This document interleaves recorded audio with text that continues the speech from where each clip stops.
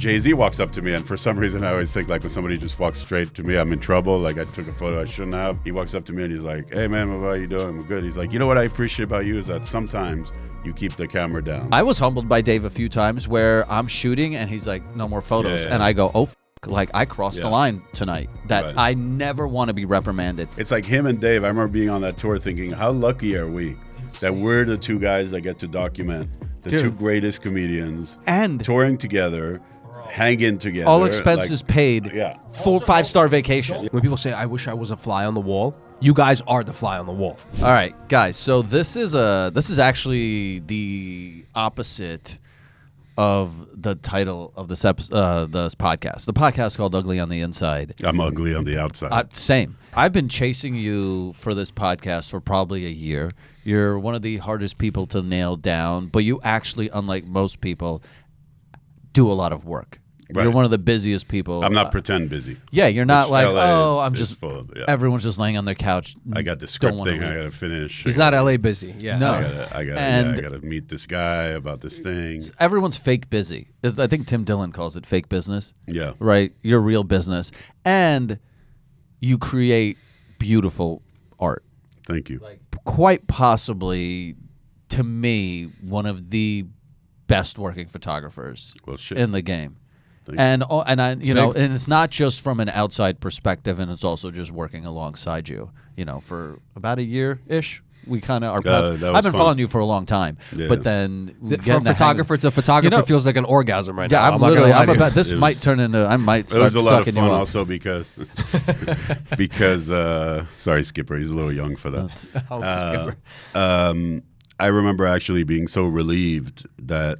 You know, sometimes you have to work with people and you look at the work and you're like, oh, fuck, I'm going to have to be nice. Got a fake tag along. Not like I'm better, but just a lot of people are just, they just think you do this thing. I know. And you don't have to look at the camera and you're all good and take 7,000 photos, And pick 3. Yeah. And it drove me crazy. So it was actually a lot of fun. It was like, you were a cool guy. We had fun together. If you wanted a picture like, hey, I want something to remember this moment. Right.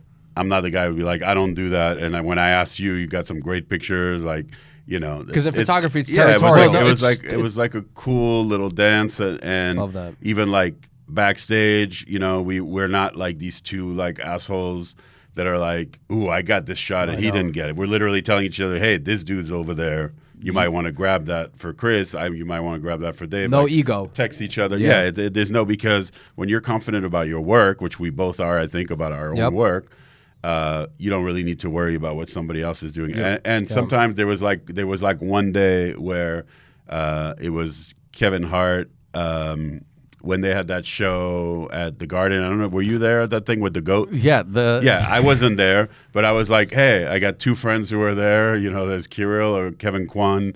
I'm fine. I'm not like, why didn't they have me there? I wanted that shot. Yeah, you're not going to be scared. I'm happy that good guys got the shot. And I think part of why we're all working and doing things we love and that people respect us and call us to do stuff is because we're about the art and we're about them and we're about the respect. And so it was fun touring together and being on the 65-passenger jet. It's crazy. Dude, it was nuts. So insane. Nuts. But to your point, it's almost like we had our own sub-tour. Because the same way that Dave and Chris and Kevin can tour together and have that mutual respect, all 3 are comedians, but they bring their own voice. And I think a lot of people forget that photography, because of these iPhones, everyone thinks they're a photographer, but they don't really bring a voice or their perspective too much to a situation.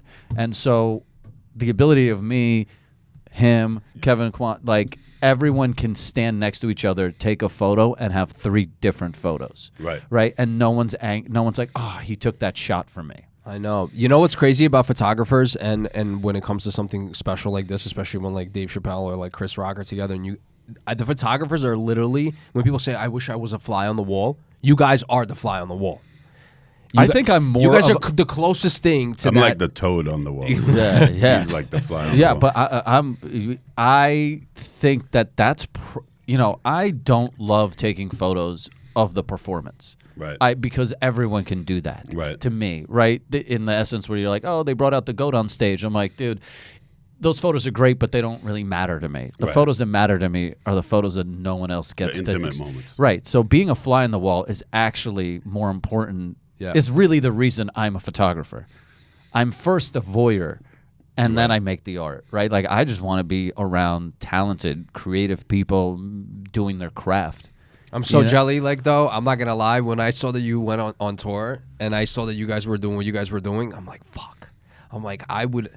You know, it's like it's a historical situation, honestly, in my opinion. I didn't. Well, you know, you've been doing this for a long time, Decades. and you know, I've had a pretty decent photography career. I've had my little iconic moments. Chris was the biggest thing to happen to me probably in the last decade, photography wise, but you've been doing this long time. That Dave is just one of your peaks. 20 plus, I would say. Right, but touring with Dave is like.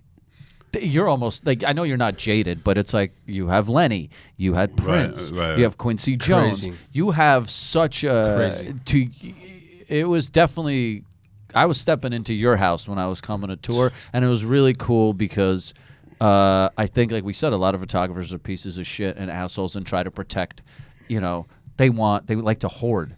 And the ability to be like, hey, is it cool if I come into your guys' green room and take some photos? You weren't like, oh, it's Kirill taking my shot. Or if I was like, yo, Chris has, the thing on our tour was, it was really interesting that we just talked about it, is Dave is just like the party guy and has like a great hang in his room. But Chris's room, I always felt like, it was like people showed up to kiss and people showing up to kiss the ring. It was like visiting the Pope. Like all the he's got the Prince shrine and all that, which every he's the mob boss. Yeah, and he's the mob boss. Weirdo would come through there and hang, and it was a lot of like, yo, get in here, like we have this person coming, like let's just document this. Right. It was insane. I actually I didn't want to talk about this off camera, but when I told you to bring your little Dropbox file of all the photos and stuff, there's one folder that bothers me more than anything in your Dropbox here, and that is the Foo Fighters at Wembley Stadium. Oh, yeah. I'll tell you why. I am a huge Dave Grohl fan. Huge. And when I saw that we're going to Europe, and I was like, oh my God, we're there the same day that the Foo Fighters are there. And then I saw a flyer that said Dave and Chris are going to open or host that night. Right. I was like, this is it. I've never had a photo of Dave Grohl. This is all I want. And then we get to London, and they're like, yeah, Chris just wants to just run like sound check and do all this shit, so we're not going to go. And I was like, are you guys kidding me? I was like, I was really jealous of those photos because you got to go. Check. Dave doesn't. Yeah. Dude, that's insane. Right, but even you have photos of them together from that night. That's Like I said, the behind the scenes photos are fucking that's my favorite photos of and then yours. Dave, I wish I had it on there, but Dave took a great picture with my camera of me, Danny Clinch, and Grohl backstage, and where Grohl is like pretending to punch me in the face. That was a good one. But that was, it's funny, is like there's levels. Like you were upset that you weren't there to do that. I was happy I was there, but then I was upset because we had to get to our own show, the show with Chris. And then Rami Jaffe, who's one of my oldest friends, is the keyboard player in the Foo Fighters. We used to be in the Wallflowers. When I met him in 1987, when I moved here as a 14-year-old, was like just starting the Wallflowers with Jacob Dylan. Rami is like a brother to me. He's like, don't go anywhere. Paul McCartney is the surprise guest, so you get to shoot McCartney because I had all access. And then Dave's like, shit, we got to get back to Wembley. The traffic's really bad. I think it was Jake, our security guy, was like, yeah, you got to get back, blah, blah, blah. And I'm like, fuck, because I'm there to work with Dave. I can't, like... I'm hang behind. So I had to leave and miss the McCartney shots. So there's always levels. Like, my whole thing, like your whole thing that night was like, damn, I wish I could have gotten Grohl. My whole thing was like, damn, I wish I could have gotten we're all struggling McCartney. Somewhere. But you've shot Paul before. He's only like, casually. Right. But and I've never photographed him. Well, that's not true. I did get some shots of him at, not Coachella, was something they did with the Stones, Neil Young and McCartney. Oh, really? I forget what, Desert Trip. Yeah. Dude, when we did 2016. When Chris did an LA show, Dr. Dre showed up and Paul McCartney, and they had to give them their own green room. They were like, oh, we're going to give Dr. Dre and Paul McCartney. First of all, I was like, that is the oddest pairing of two people in a green room. They built their own, they were like, we're giving them their own room. Like Chris had a green room. It's crazy. And then they were stuff, like, honestly, "Here's, to do listen you know how to. big of a guest you have to be that you get your own green room?" Yeah. So they got the green room, and I'm kind of an introvert when I'm not holding a camera, but when I'm holding a camera, I don't give a fuck. That shot's more important than politeness sometimes to me. I never got introvert when I look at your Instagram. I just want to Oh, say. yeah, right. Well, that's because I'm alone Okay. when I'm posting on Instagram. That's the beauty. He is gets to hide. People He gets to people hide. think I'm social It's just funny, I because feel like I'm I've posting. seen a lot of like half naked women with you on your Instagram. Yeah, but they're the ones naked, not me. Oh, okay. Right, so I'm still an introvert. I'm just luckily they're willing to get fucking weird for me. But so they get the room, and I'm in there. I'm like, I need this photo of Dre and Paul McCartney. It's just like two people that should not cross paths, Right. at least to the general public. Behind the scenes, they're musicians. They all get along, right? They respect each other. I go to Dr. Dre. I'm like, hey, I'm gonna get this photo of you and Paul. And Dre gets like excited. He's like, okay, yeah, I'm down. Dre stands up. Paul looks at him. Dre's like, let's just take this photo. And Paul's like, you don't want this photo. Come on. Wow. And Dre just goes, yeah, okay. And I just like, You clenched up. You no, clenched up. Yeah. I was like, what am I going to tell Paul McCartney? No. Imagine you were like, Stand no, up. guys, you need this photo. Like, Yeah, nah. And I was like, oh, geez, Have you ever had man, I've moments- never seen like Dr. Dre get like humbled like that. like And a you're like, child. that's a Beatle telling you we're good. Have you ever had moments where you didn't stand down and you were kind of like, guys, I'm sorry, but we have to do this? You know, my problem is, I don't know, have you ever, because I've done corporate work, a lot of corporate work too for photography, like behind the scenes. I used to shoot everything for Hennessy back in the day. Okay. And they'd be like, Jay-Z's coming to the party. He doesn't want photos. Can you paparazzi him? And I said, no. Right. I was like, I'm not doing that because keeping you happy with a photo is way less important to me than for me to ruin my reputation. Exactly. Because if I run into Jay-Z's camp or whatever, they'll remember. They remember if Of you're course, a piece of 100%. shit. 100%. Piece of shit photographer. So when someone's like, I don't want a photo, I don't want to cross that boundary Right. because I might see you again. These are people that might hire you one day. And first impression is everything, and especially with celebrities, artists, that doesn't usually change. It's rare for somebody to be like, I thought you were a piece of shit, but turns out you're a pretty cool guy. Yeah, you know? because most likely you're not going to get You're that not gonna entire get a 30-minute second conversation chance. with them. Yeah. You know what I mean? So, Have you been in that situation where you're just like, I need this photo and I'm gonna get it, and then find a way to make them happy? Not really. I haven't done a lot of corporate work like that. I feel like the corporate work I've done is like for the artist more than the company. Like, Right. Like Dom Perignon, I directed a commercial. Oh, wow. Shot a thing with Lady Gaga. Lenny Kravitz was the commercial. So it's like everybody that was around was like, oh yeah, well he's Lenny's guy or he's Dom Perignon's guy.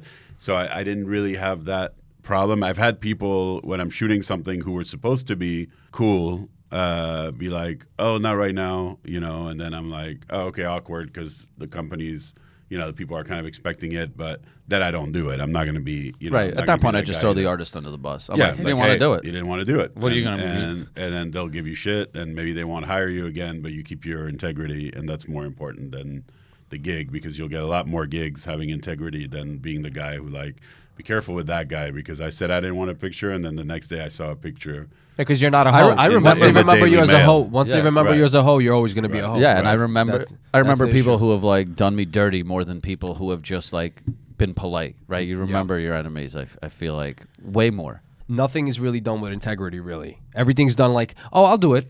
It's Right. 10,000, I'll do it. And like, it's not very, back in the day, I feel like you had a lot more pride and you had to really work for your like, for your resume. Now I feel like people are just, anything that Horse. comes their way, they're willing to just hoe Horse. out and suck everybody off. You know what I Right. mean? It's like, for momentary situations rather than building a relationship, it's not valued anymore, I feel. And like when you go on these like massive tours, you also have this responsibility as a photographer to protect the talent. You would post photos from the tour, you'd post like a little clip from backstage here and there, but if I could post everything I saw on the Rock Chappelle tour, Right. you would make TMZ every 20 minutes. Yeah, for sure. And there's a responsibility outside of being a photographer to just keep your mouth shut. Right. Right? Like even doing this. Yeah. I'm like, I don't know how much I should Right, right, reveal right, because and you're around the 1%ers Yeah. of that. The First points, of all, it's like the point the, top, 1%. the Mount Rushmore. Yeah, You're yeah. touring with the Brad Pitt of comedy, Right, right? right. You're not touring with some like B-list person where you're like, whatever, I can. They want the attention, Yeah. right? Chris and Dave and Kevin, they seek privacy, Right. more Exactly, than anything. correct. Yeah, I mean, there's Bro, it's wild. I was humbled by Dave a few times where I'm shooting and he's like, no more photos. Yeah. And I go, oh, fuck. Like, I crossed the line tonight. That Right. I never want to be reprimanded, even if he's not doing it in any way to just be like, just give us a minute. Right. But I'm like, fuck, I should have read the room. Right.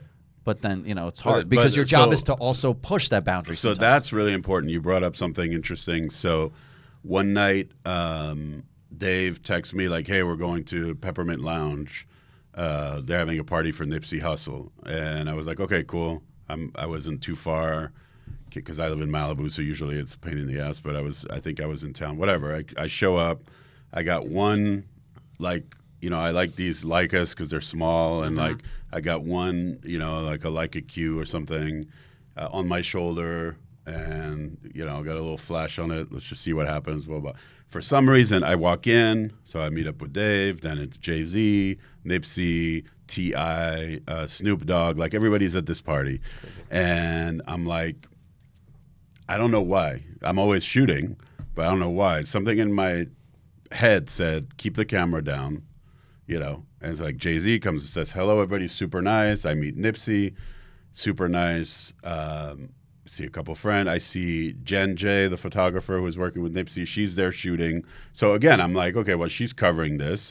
I know Dave's going to want me to get some photos, some memories of him and Jay. The boys, we've gotten other ones, but I don't know why. I went to grab my camera a second time, and like almost like a physical reaction, something told me keep the camera down, like almost like as if somebody pushed my arms down. I was like, well, this is creepy. Okay, I'm not taking any photos. Okay, walked out. We went to the comedy the comedy store. Whatever happened. 2 weeks later, Nipsey Hussle gets murdered, right? As a photographer, of course, I have that selfish thought like, oh, man, I didn't take any pictures. But, okay, Jen J's got some great photos from that night. I feel bad. I feel like I let Dave down, whatever, blah, blah, blah. That's a memory. Dave, of course, he's not that kind of guy. He's like, dude, you always listen to your instinct. That's a good thing. So I'm like relieved. Then we go to, I think it was Global Citizen in South Africa, in Johannesburg. And it was Jay and Beyonce headlining, and Dave was introducing them. So this is like, I don't remember how much longer later, but at least 6 months or something. And then we're backstage, and I think it was before the show. I take some photos there. And Beyonce's in the dressing room, but I'm taking like photos of the guy, young guru, and Lenny S, Kodak lens, like everybody in the thing, and Dave, we're all like, they pour me some champagne, we're all cheersing, blah, blah, blah. Okay, Having a good time, cool, got some pictures. And then at one point, Jay-Z walks up to me, and for some reason I always think like when somebody just walks straight to me, I'm in trouble, like I took a photo I shouldn't have. Like, did I catch Beyonce in the background or something? And he walks up to me and he's like, hey man, how you doing? I'm good. He's like, what I appreciate about you is that sometimes you keep the camera down, and that makes us feel safe. Like, wow. You see and he was talking about the Peppermint Lounge. And I was like, yeah, of course, man. I'm like, I listen to my instinct. And, I always listen to my instincts, which, might have been true, might have not at that point. But that night I really did. And he says, because sometimes we just want to hang. And then I realized that, sometimes no matter who's shooting, they might not really want to be photographed. You know what I mean? And I saw that spending, over a decade touring with Lenny Kravitz. Like sometimes you just want to chill. And sometimes, I've literally had to chase people. Like no joke, in Miami one night, we're just hanging out, and it's like a friend and Lenny and a couple other friends, and somebody, like, it's loud in the room, so Lenny's like talking to some woman who's well known, but she's just a friend. But then I see over the booth, I see a dude with a camera, and if you're leaning over, it's going to look like he's talking to somebody, but not just talking to somebody, because it's loud. That you can't tell in the picture that the music was loud. The angle is fucked up. Yeah, and then I see it. I'm like, oh shit! I ran after the guy, took the camera, I found him, got the camera, and I just erased the shit. And he called the police. He said I destroyed his property or whatever.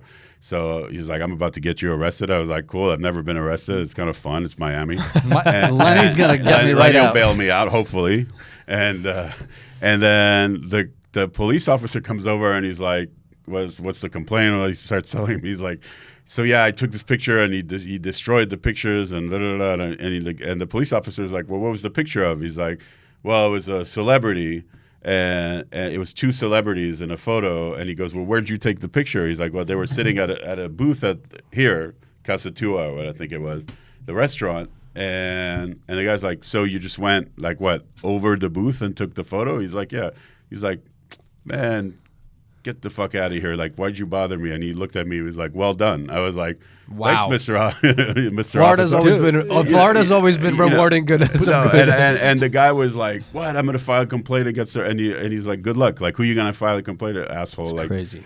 So in that case, but I don't know, maybe, the guy would have like punched me in the face. I don't know. He was kind of a little guy. I wasn't too worried. Right. But that's the kind of thing too, where you just have to know, we're also there to protect the artists we work with. It's 100%. not just like a thing where like, oh, cool, I got this gig. Like, I'm always going to make sure that the artist is covered, and that, if they don't want to be bothered, I'm going to make sure they're not bothered. But you see, that loyalty's gone. Well, it's also nowadays like, that loyalty's gone. It's really hard to find. That's the issue. You're paying me to be a photographer, but if I'm not holding a camera, I'm going to fill another role. Right. And trust me, Dave has these fucking yonder teams. There was a guy I met backstage who's like, my entire job is they wear these like goggles and they can see if someone takes out their phone in the fucking rafters. Insane. And when I'm not taking a photo and I'm walking around the arena, you're the same. We all were. You're actively protecting the artist. I'll be like, that person has their phone. Before, that guy's taking photos. Oh,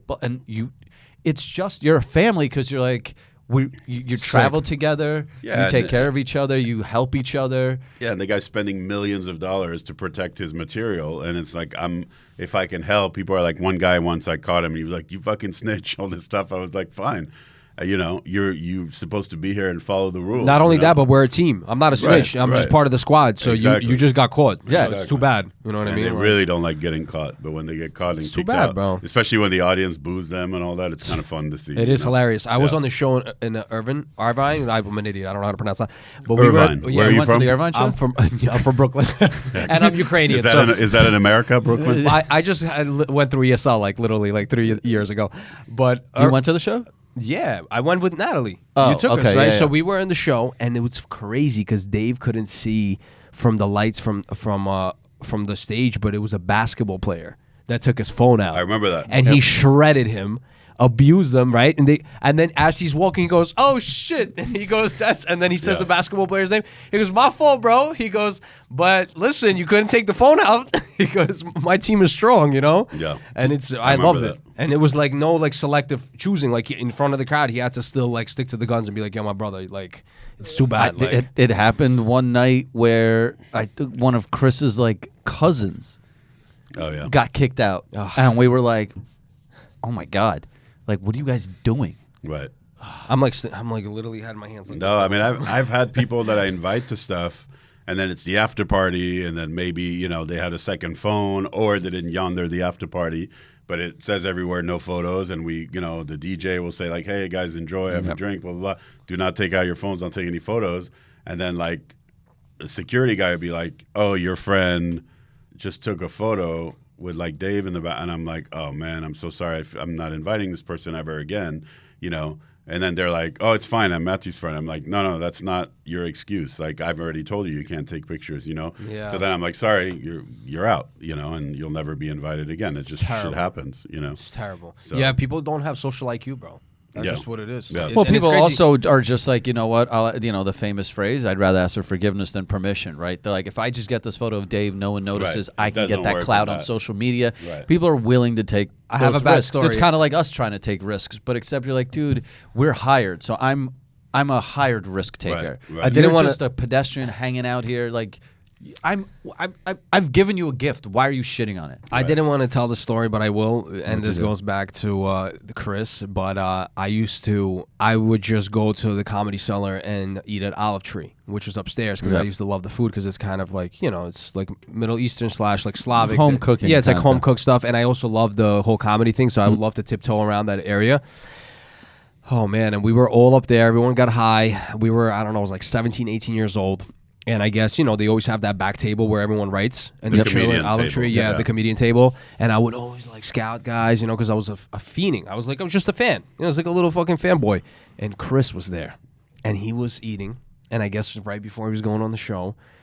And I'm like, bro, this is Chris Rock. And at that time, he was like doing movies with Adam Sandler. And I'm just fucking bro, I'm just going nuts, right? I'm like shaking because I really want to say hello because I'm just seeing him for the first time. And at that time, social media wasn't really popular like that. Like, you wouldn't see these people so often on the phone, right? Right. So I'm like, damn, let me ask this guy for a picture. And my friends kind of were like, yo, like, are you going to do it? Are you going to do it? And obviously, like an idiot, as a teenager, he's mid-fry. Bro. The worst person to ask. The worst. Yeah. I come up to him. I'm like, can I take a selfie with? He looks at me with the craziest disgust I've ever seen in my life. I thought he rolled his eyes like 7 times. Yeah. He looked up at me with the fry, and my heart sank right away. I'm like, fuck, I fucked up. I'm like, I just literally just completely fucked that up completely. And he's like, no problem. And takes that picture. He actually did. He took the picture. And also he saw the face just completely drop. Yeah, I felt bad. And he felt bad. And he took the picture, and I went to the table. I'm like, bro, I can't. I'm such an idiot. We got to get the fuck out of here. I don't want this guy to ever see my face. I'm like, I don't want him to even remember remotely who I am. And I was like, yo, we got to pay for the check and get the fuck out of here. I'm like, that was the stupidest thing I could have done. And I remember just driving back home. I'm like, why did I do that? You know, it's such a bad memory. Yeah, for me, it's like such a bad memory. I don't like to ask people for photos because I'm like, they don't want a photo with me, and I don't want to take a photo with someone that doesn't want to take a photo. Yeah. with And me. it's like one more photo they have to take when even the shit they're doing with the celebrities and stuff at a certain level, they don't care. Dude. You know what I mean? Like Mick Jagger or somebody like that. He doesn't. I'm sure or. You think at the top, like a Barbara Streisand, Right. like she doesn't really care who's in the photo. She doesn't really. I get it. Like I wouldn't want to take a photo. dude, either. I'd have PTSD from the camera click for 50 years. It's been like 70 years with somebody like that, or 60 years or whatever. And so you think about it, it's like, there's a few times where I'll be like, and it'll be somebody like totally random, like, Fred Williamson or someone like blaxploitation movie hero that I, where he's like, sure, I'll take a picture. Like nobody asks me for pictures these days, But generally, I do it once in a while, and then like most of the time now I don't do it because I'm just like, unless it's an important memory, like the end of a tour, the picture I asked you to take with like me and Dave on stage. Yeah, but that's your us. homie. That's like and it's a homie, and it's like. But there's definitely been times where I'm like, oh, how cool, like McCartney's a good example. How cool would that be? I'm not even going to think about it. You know what I mean? Because it's not worth it. Unless I develop a rapport. Yeah. Like I'm Mike Tyson came to a few Exactly, Chris Rock shows, and I was wearing the merch. He was like, yo, I fuck with the Assholes Live Forever shit. He was like, this is funny. That's sick. Right? Yeah. And then by the end of the night, we had enough of a relationship where I still didn't ask, but I was like, he won't say no to me now. Right. But in the beginning, people just get like, oh, can I get a photo now? It's like, dude, the guy just arrived. And the last thing he wants to do, it's like you come in. You got to think about it this way. I have a Russian Jewish mother. She takes French photos. Egyptian Jewish mother. She takes photos. She forces family photos at every event, Right. and I roll my eyes every time. And that's just my family who I love, and I'm like, I don't want to take these photos, right? So why would any of these celebrities who they wouldn't piss on me if I was on fire? It's obnoxious. Would want to take a It's photo. very of me. obnoxious because you start feeling like, bro, what am I, an artifact? Like, what am I, a fossil? Like, Yeah, I you're mean, just running up to but me, then like, what is this? at the same time, it's kind of part of the, they sign up for that too as being famous. But my favorite is Busta Rhymes.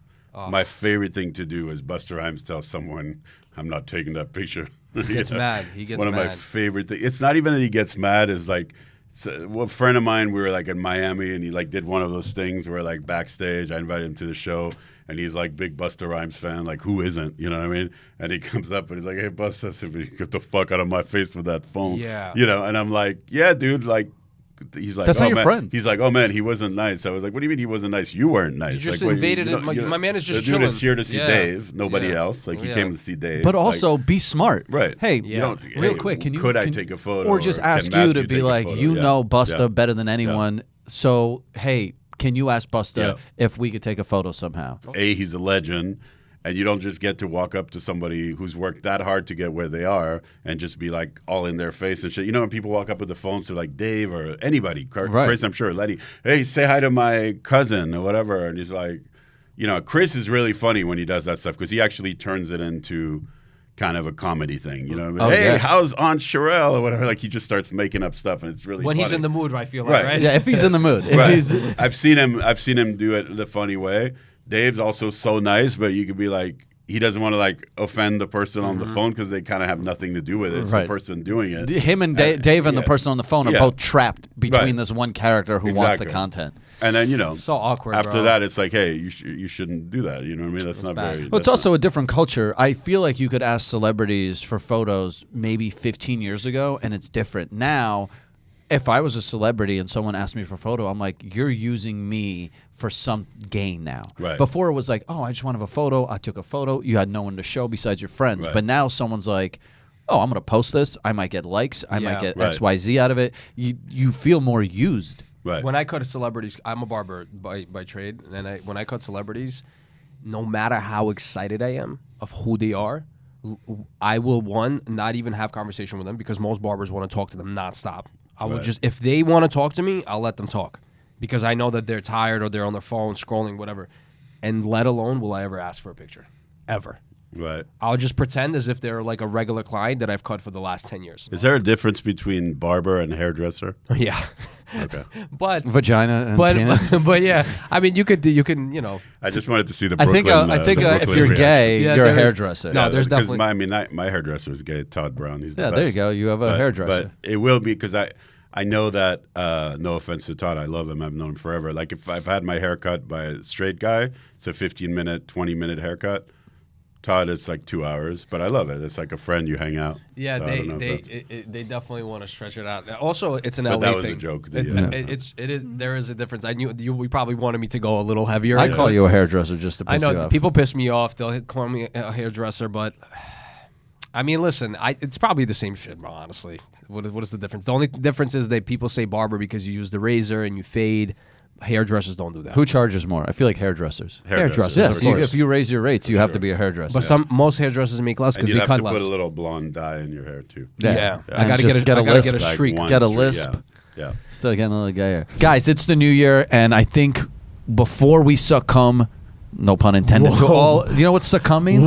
Succumb. Before we succumb. This guy's sucking cum over here. Before we succumb to all the evils in our brains, at least start off January by being faithful. You don't want to be cheating on your girl. You don't want to be fucking being a piece of shit yet. Save that for fucking March.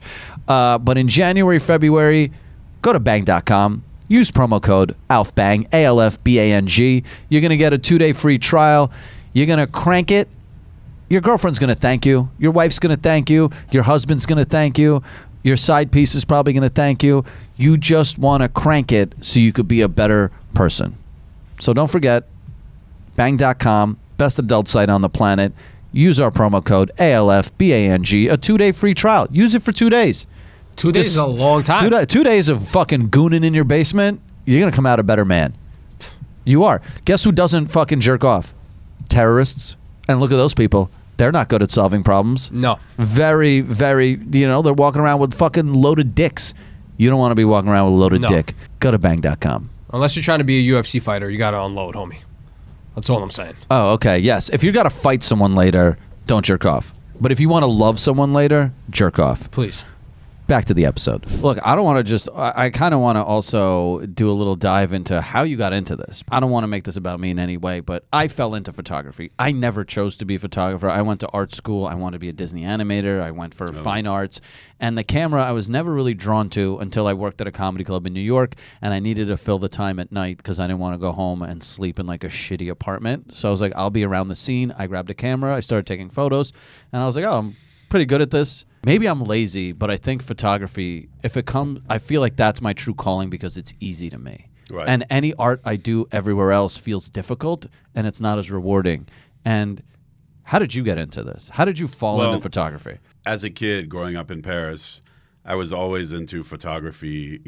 I grew up going to the flea market, the Paris flea markets, my whole life, basically from the time I was in the stroller. My dad's a collector, and so he was there every Sunday. So I would see a lot of photography around, a lot of prints, and art in general. And so I kind of it was like a second nature, the art of photography.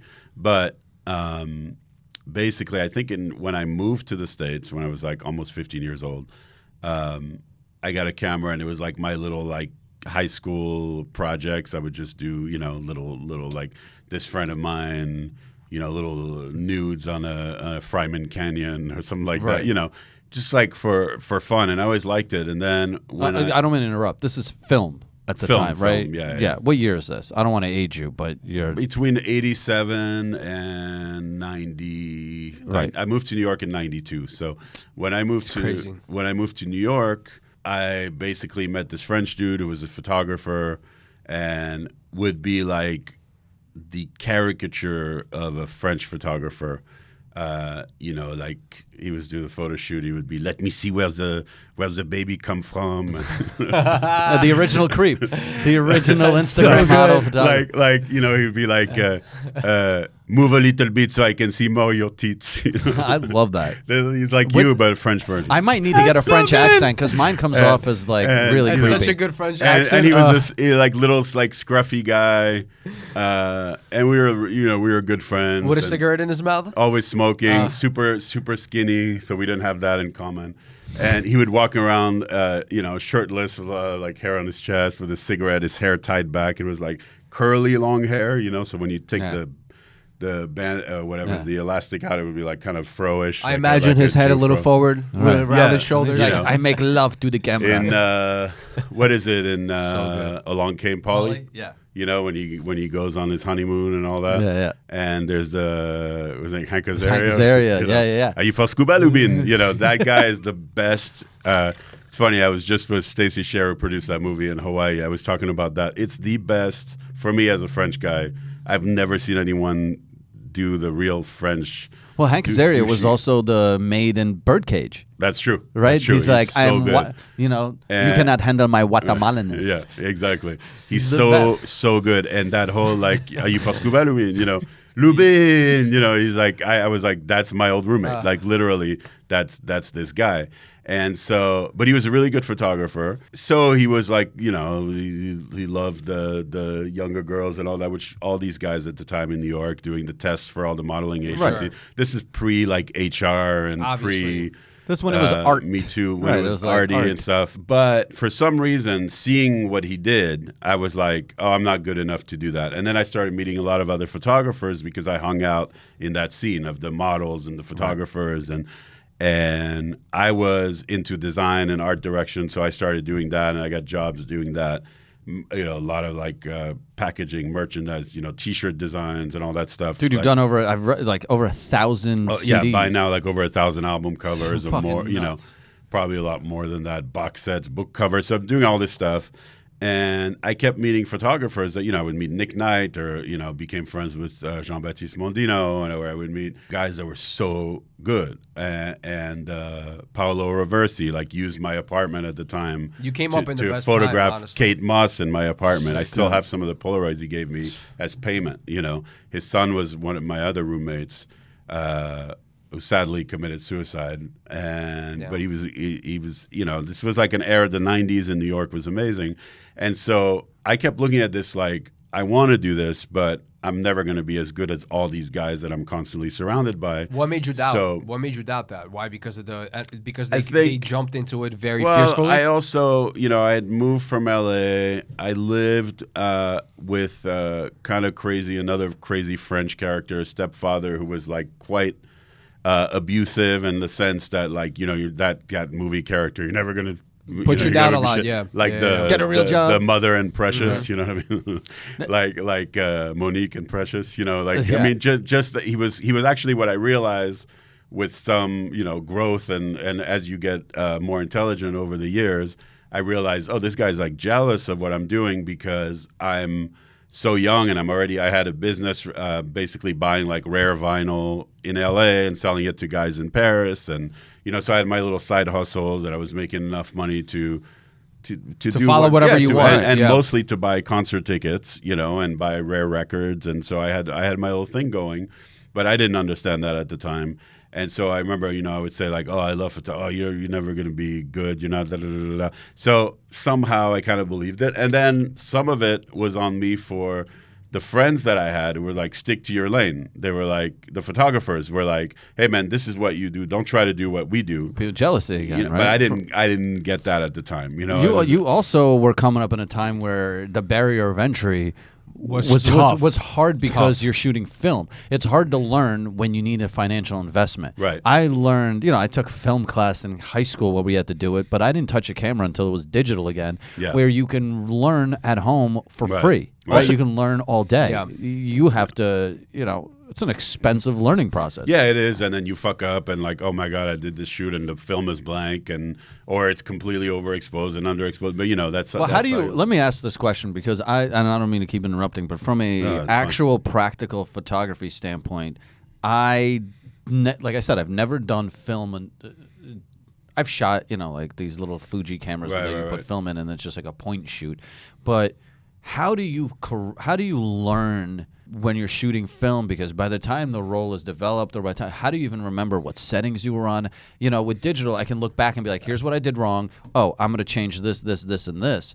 But when you're shooting film, I mean, you make little notes on the film canister and stuff that they'll then put on the film. But most of my career has been digital because when I started out, and I still will shoot film on certain things. I remember when I did Trombone Shorty's album, like back in 2017, shot a bunch of films. I'll always like bring a film camera and shoot stuff, and then I'll have little Ziploc bags of film. I don't know what's on it, and then it's kind of fun to drop everything off at a lab and get everything. Yeah. But I've also been pretty much most of my career, the paying work, has been digital. But basically what happened is I kept meeting these guys and they were like, I was like, man, what kind of camera do you use? And what kind of, what do you recommend? Oh, well, you're an art director, a designer, hire me to do the cover. And then. Is that also because you said you're kind of in a French social circle of photographers. Is that a French thing?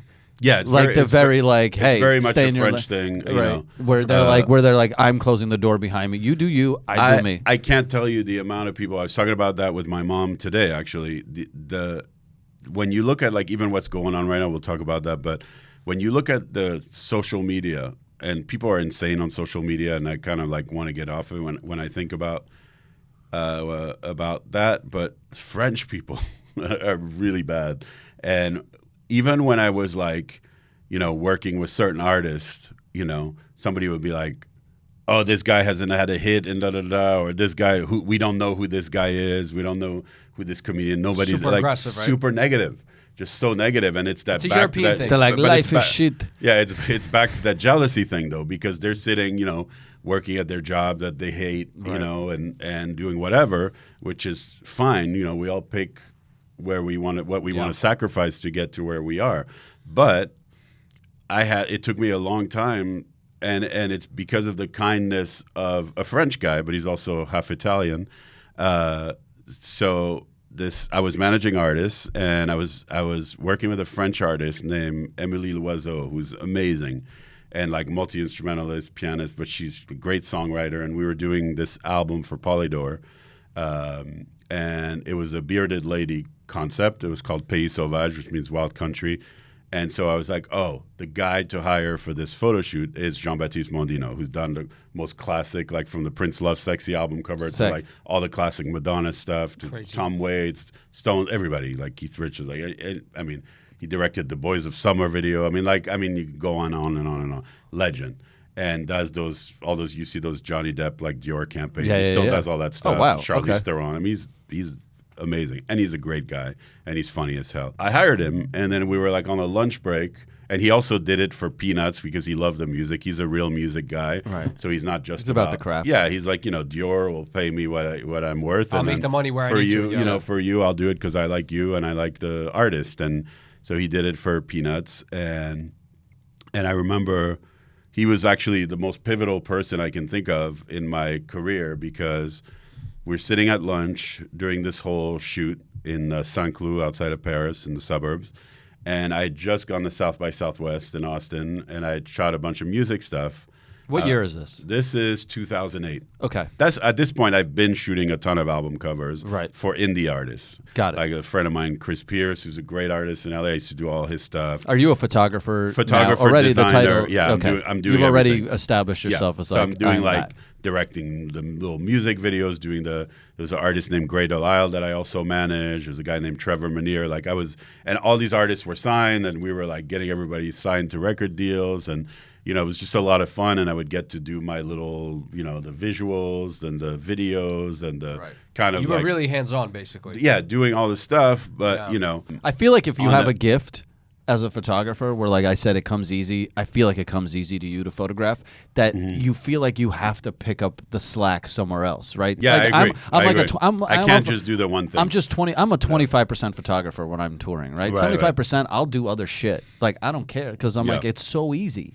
Yeah. So you having multi-titles is like, that makes sense. Managing, designing, you're like, blah. I'm involved in the whole breaking this artist as well because... And so at South by Southwest, I'd photograph like Van Morrison, my friend Ben Harper, who I love to death, is a close friend.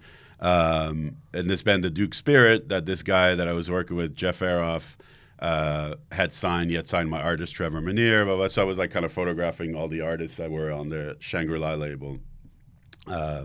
Steve Bing was the guy who owned the label. He also passed away during COVID. Basically was like, I was looking at photos on my phone that I'd just taken in South by Southwest, and Jean-Baptiste Mondino was like, what's this? I was like, nothing, like this is like 2008 iPhone 2, like second generation, And he's like, no, let me see those photos. Those are great. And I was like, oh, he's messing with me. Like he's about to punk me, like roast me. So I was like, here. And he starts looking at the photos. He's like, well, hey, never call me for a job again, And I was like, well, what do you mean? He's like, I'm never working with you again. I was like, what did I say? What did I do? He's like, from now on, you take the pictures.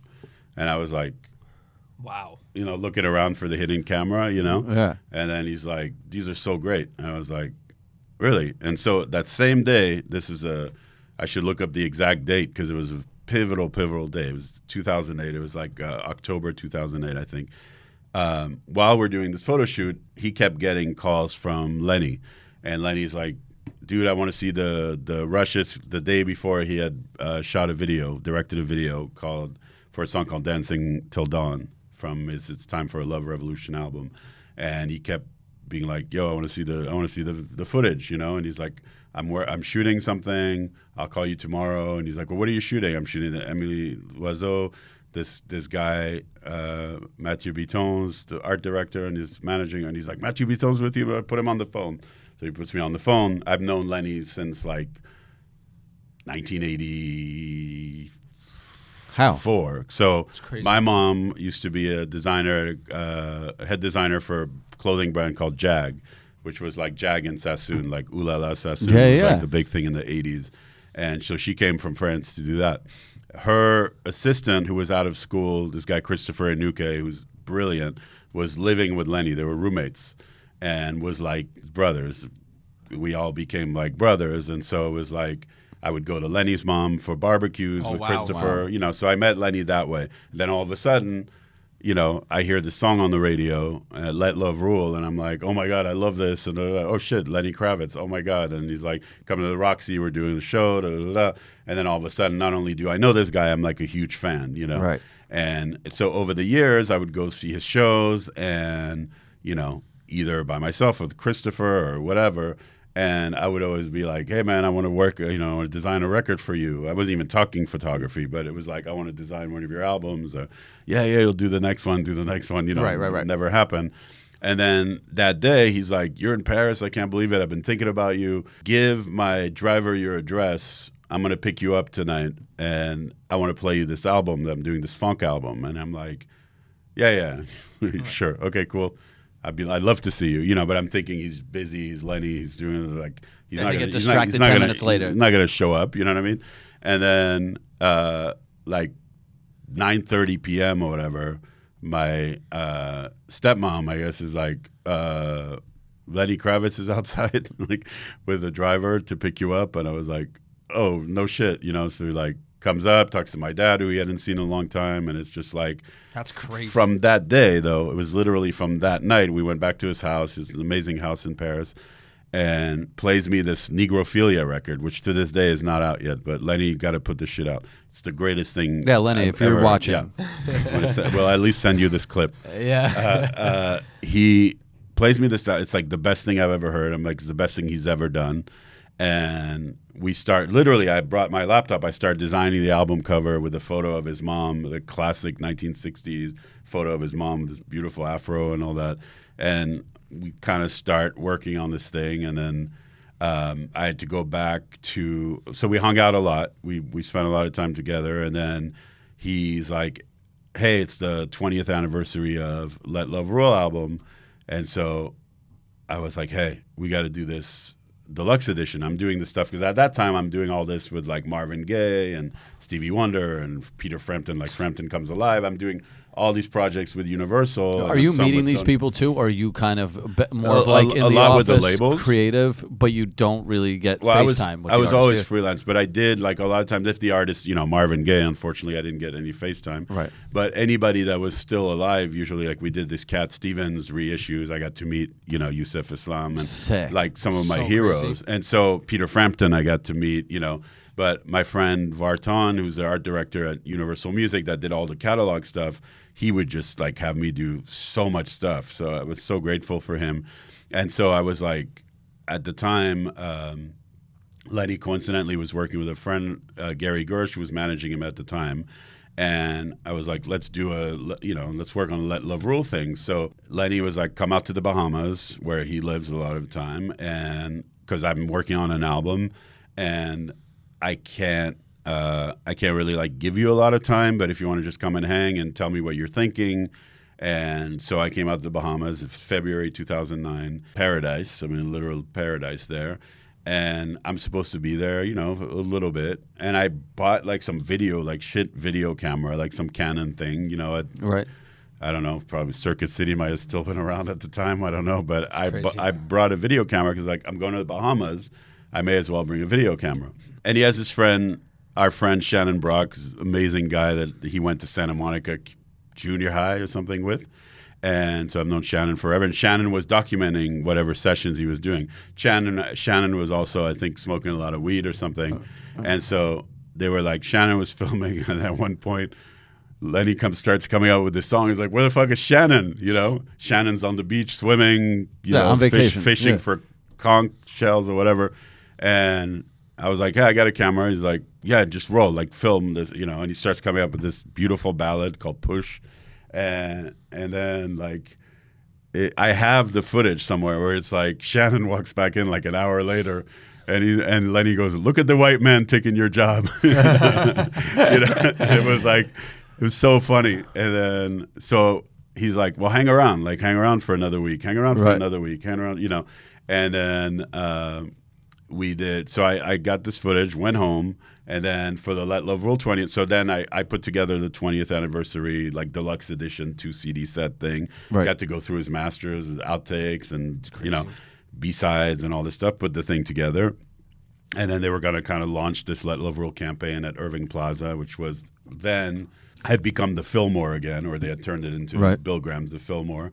And so he's doing 5 nights at the Fillmore as the 20th anniversary of Let Love Rule, and there was going to be a tour and all that.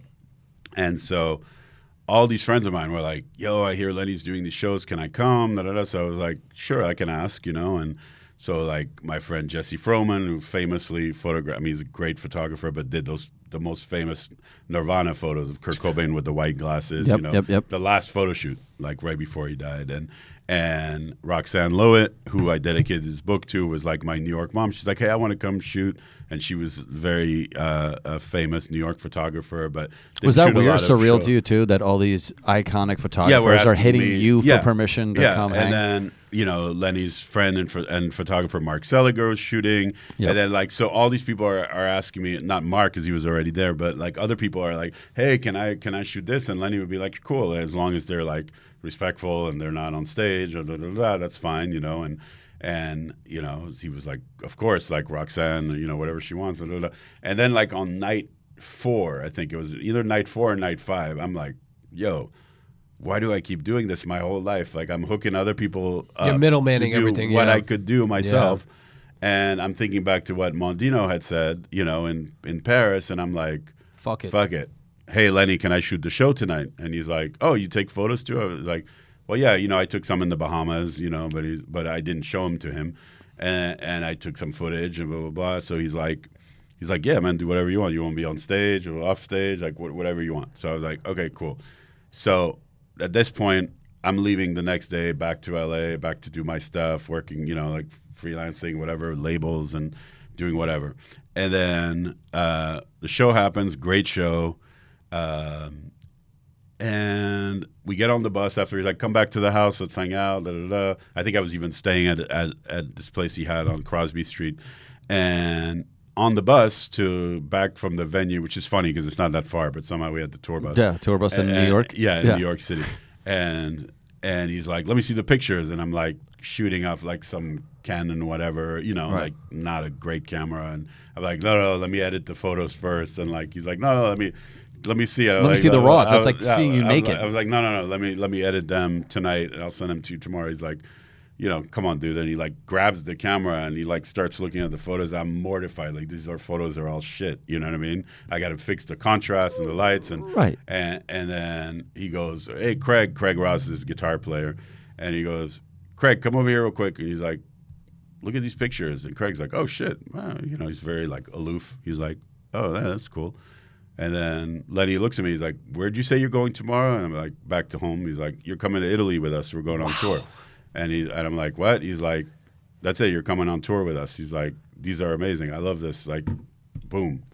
And that was like over 10 years. Over 10 years of like me finally. And it's crazy. You were hiding. You were hiding. Oh, I was hiding that talent. And Lenny, to his credit, saw something in me that I didn't even see in myself. And so on the scale of like, as long as I'm shooting all this stuff, everybody loves the work. The labels love the work. Right. I was doing even stuff for Warner Brothers, but there was no like I wasn't shooting like major like frontline artists like that, And then so all of a sudden, Lenny's like, "Hey, Matthew's shooting the magazine cover. Matthew's shooting the billboard. Matthew's shooting." And he gave me that the same way that Dave does now, where he's like, "That's my guy." He's doing the stuff. That was the moment that planted you as I've arrived as the cosign. It was a cosign. I definitely didn't feel like I'd arrived. It took me a lot longer. Belief, but it's that belief. That belief is when you see sometimes you put yourself down so deep that somebody else has to really wake you up and be like, "Yo, homie, what are you doing? Like this is insane." And then, it's also a very competitive industry, right? Is. So for someone to look at something, especially without edits, right? It's like there's so many faults, right? That in that camera roll, right? That you're like, I don't want you to see this. You kind of did that for me in a way, honestly. Like when I was doing my skits, when you hit me up on Instagram and I saw that you were involved with everybody, and I saw that you were actually like a legit photographer and everything else, and you kind of were like, listen, like. You got a voice. Like you'll find what you got. That feeling of like knowing that you're like, oh, this is not gonna go anywhere. This is bullshit. You know what I mean? This is garbage.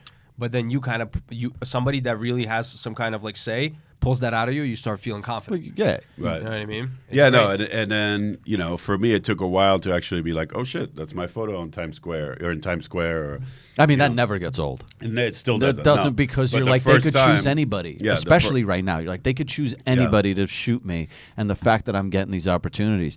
This is as a Jew, I have to ask these questions because it was hard for me to figure out how do you go about monetizing a friendship, right? Because you're friends with Lenny. Right. He's like, come hang, come do all this shit. And you're like, I think a lot of artists, not Lenny, but like photographers struggle with finding a way to broach that.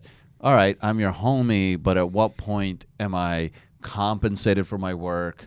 You like, how do you break into, how do you get paid for your work? For me, it was like I had little kids. So I had 2 little kids. So it was like I don't have a choice. Right. So I was like calling up the management and being like, okay, I'm going on tour. So let's discuss, obviously I can't afford to like stop everything I'm doing. Right. So let's discuss like a retainer, which is what we ended up doing.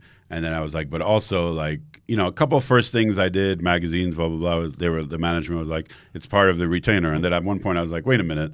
If we're shooting something for this big corporation and it doesn't come from Lenny's money, they should be paying. They should be paying 100%. Extra. And so I started asking for that. And then little by little, you get the respect and the recognition, and then it's normal. Even the management that's says, the best this part. Is what this, but it's always better to go through the management than the friendship. You know what I mean? Yep. To be like, hey man, let's talk about that's never comfortable, and nobody wants to talk about money. So it's always good to have somebody also looking out for you, in their crew, but in the beginning, there's always going to be like a phase where it's you're awkward and you're like, yeah. how do I discuss this? And like you've said it, I've experienced it really only with Chris. I think the respect of like he understands. Look, we're working with, multi-million dollar talent, right? Right. And the pay ratio is huge compared to like what I'm making on the tour versus that guy. Yeah, of course. And I think they understand it. And the fact that they go, well, here, I might not always compensate you as much as you want on tours, but I will make sure that you're the only one that can take my photo. Right. And so when Netflix comes around, rape them. Right. Right? Like, I'm putting it in, no one can shoot but Kirill.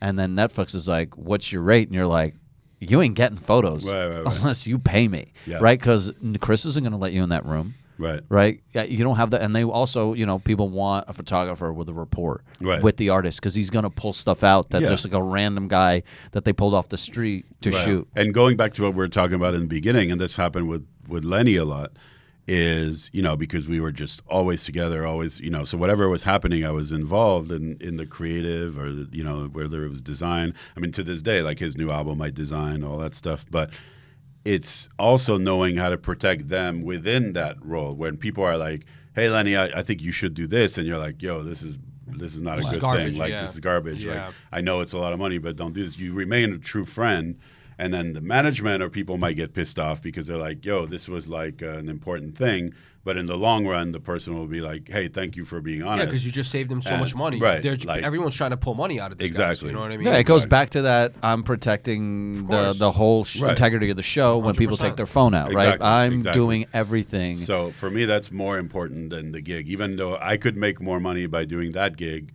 it's more important to me that he be protected.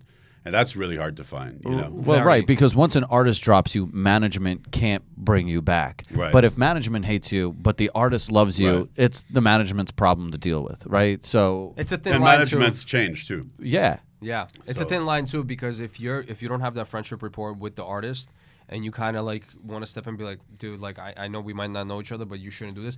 It's a thin line because they might be like, yo, my man, like, what the fuck are you, bro? You're telling me this nonsense. You know what I mean? Like, but if you're the homie, they go, actually, bro, maybe he's right. Maybe I got to chill out. This 40,000's not worth it. You know what I mean? Like. And I used to get scared missing moments. Like there's times on the Chris Rock tour where I had to do my own parties. Right. I had to go do other responsibilities.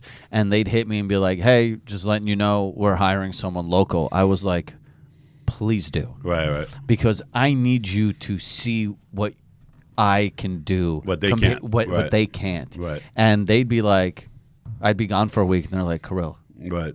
when are you coming back? Right. Like, this is like, Chris was literally ready to throw the camera across the room when he saw the we photos. had a shoot for Netflix where, they were like, oh, our person has to shoot. It was Sticks and Stones, which is like one of the greatest masterpieces in history. Chappelle's. And we're out in Utah on the Salt Flats, and Dave was still like, I want you to come and take some photos too, but Netflix is wanting, their photographer, who, really cool woman, photographer, like, but she's like, it's one of my favorite memories and all the time with Dave. Like, I'm standing on the side, she's got the lights set up on the Salt Flats, looking great.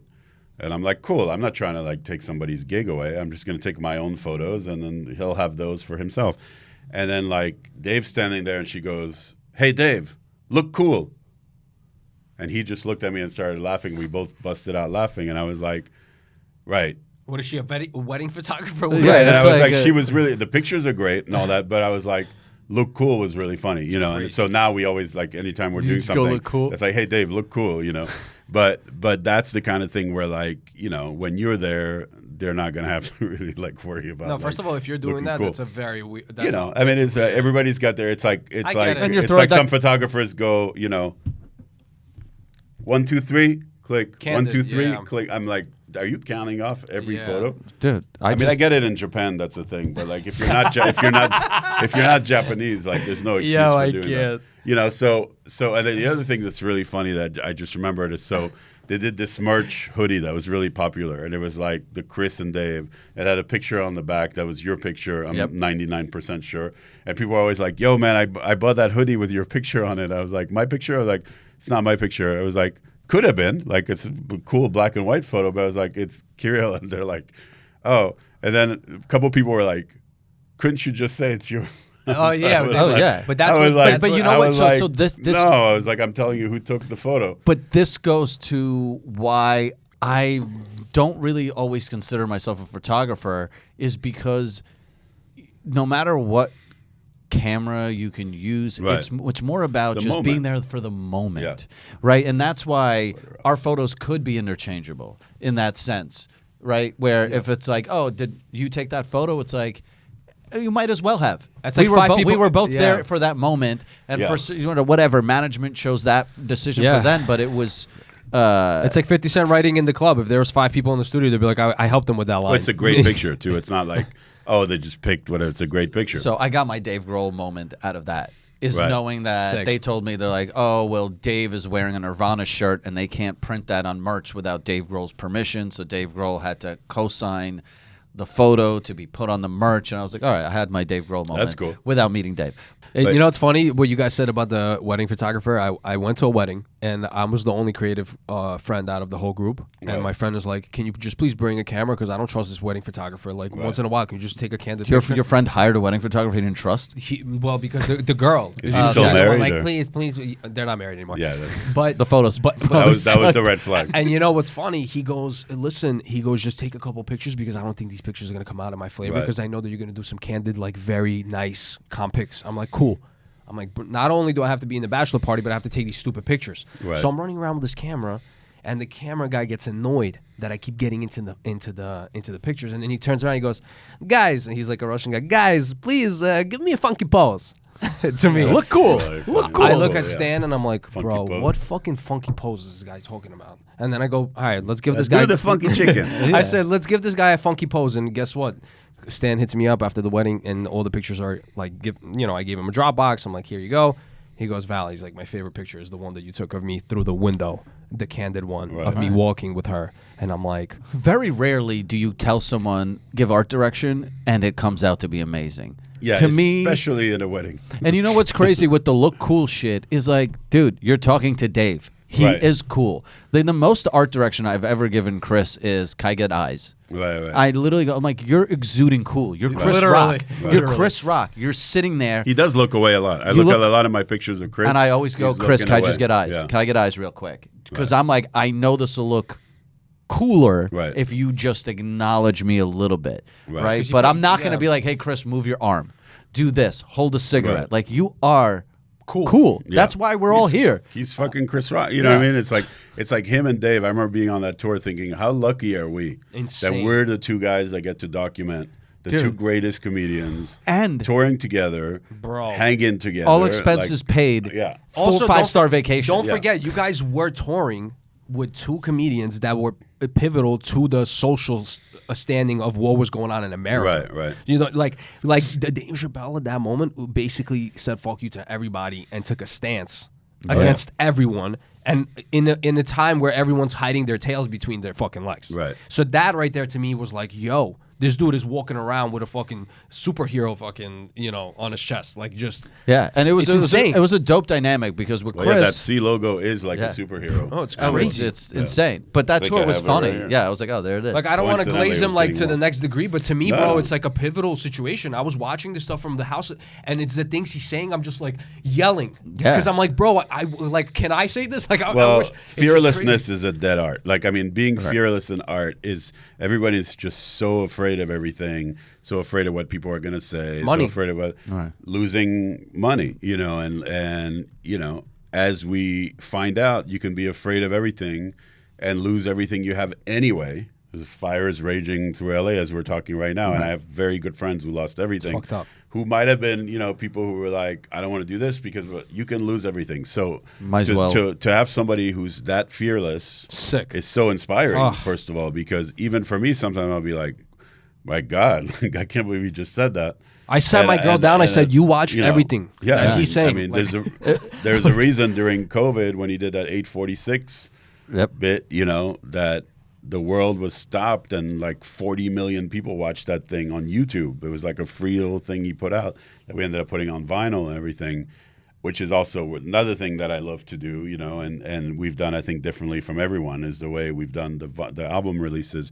But the fact that even on vinyl, you listen to that and it sounds like old Dick Gregory record or something, but it's very much about the times, and you feel almost like the anxiety that he's exuding because of what was going on with George But it feels Floyd so and light for everything. him. But for him, it's just like what you're talking about with photography. Like, it's so easy. Crazy. Yeah. Like, I've seen Dave about to go on stage being like, you know what? I don't want to do any of my jokes tonight. I'm just going to improvise. And then it's like, I just watched like a Netflix special. It was so funny. That'll never be repeated. And I'm like, oh my God, wait, that was all off the cuff. And it's all about stuff happening now. It's about the guy in the front row, the guy in the third row, this Muslim couple there. And I'm like, what did I just witness? I didn't know that was even possible. That's like free jazz, like we were talking before. Like, right. It's like, seeing somebody who is like a jazz musician. He is like Bird, like this right. this is Dave's writing, the Bird. Oh, really? Charlie Parker, like the Bird Revelation. Yep.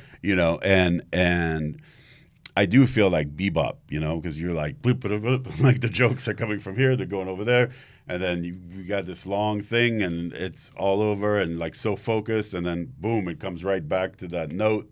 You know what I like about him is that it crazy. doesn't feel like he's monetizing it. Right. No. When in New York, when I lived in New York and I worked at Caroline's Comedy Club, every Sunday Paul Mooney would do a show. Man, I'm so jealous. And Paul Mooney, we called it church. He would show up every Sunday night, sell out the place. 8 o'clock. Paul Mooney was like Richard Pryor's writer, just like a legend. Negro and off the Damas and on then the Chappelle and then What year is this?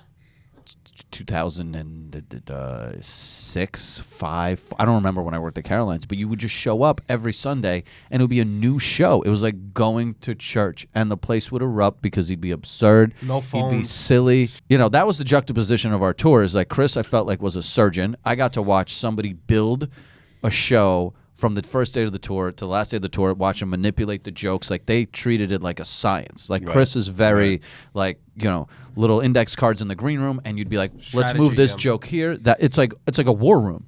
And every night, you're like, what's going to get the better laugh? How do you rearrange it? And then the second half of the show, you'd walk out there, and you just got to watch someone just like vomit on stage whatever was in their brain. Right. And it was cool to watch two of these people operate two completely to create different this, types. Yeah. But both insanely genius. talented. Yeah, both genius and both completely masters of their stage. You know what I mean? It's wild. It really is wild. And it was fun, though. I'll tell you what, I was so thankful we had Dave on tour, because Dave would pull our camp out of the surgery room, right? Out of the operating room and into the fun house. Right. Like, where we were like, all right, we're going to bed after the show. And then Dave's like, I bought out the box in London. We're going to a party. And I'd be like, fuck yes. And what a party. Yeah. And then, like, Chris is like, all right, I guess we got to go. And I was like, let's do this because I want these photos too. Right. I don't want to just get backstage photos at a show and then go to bed. Did you actually take photos at the box? I did the Yelled at Me. Yeah. And then our tour Tina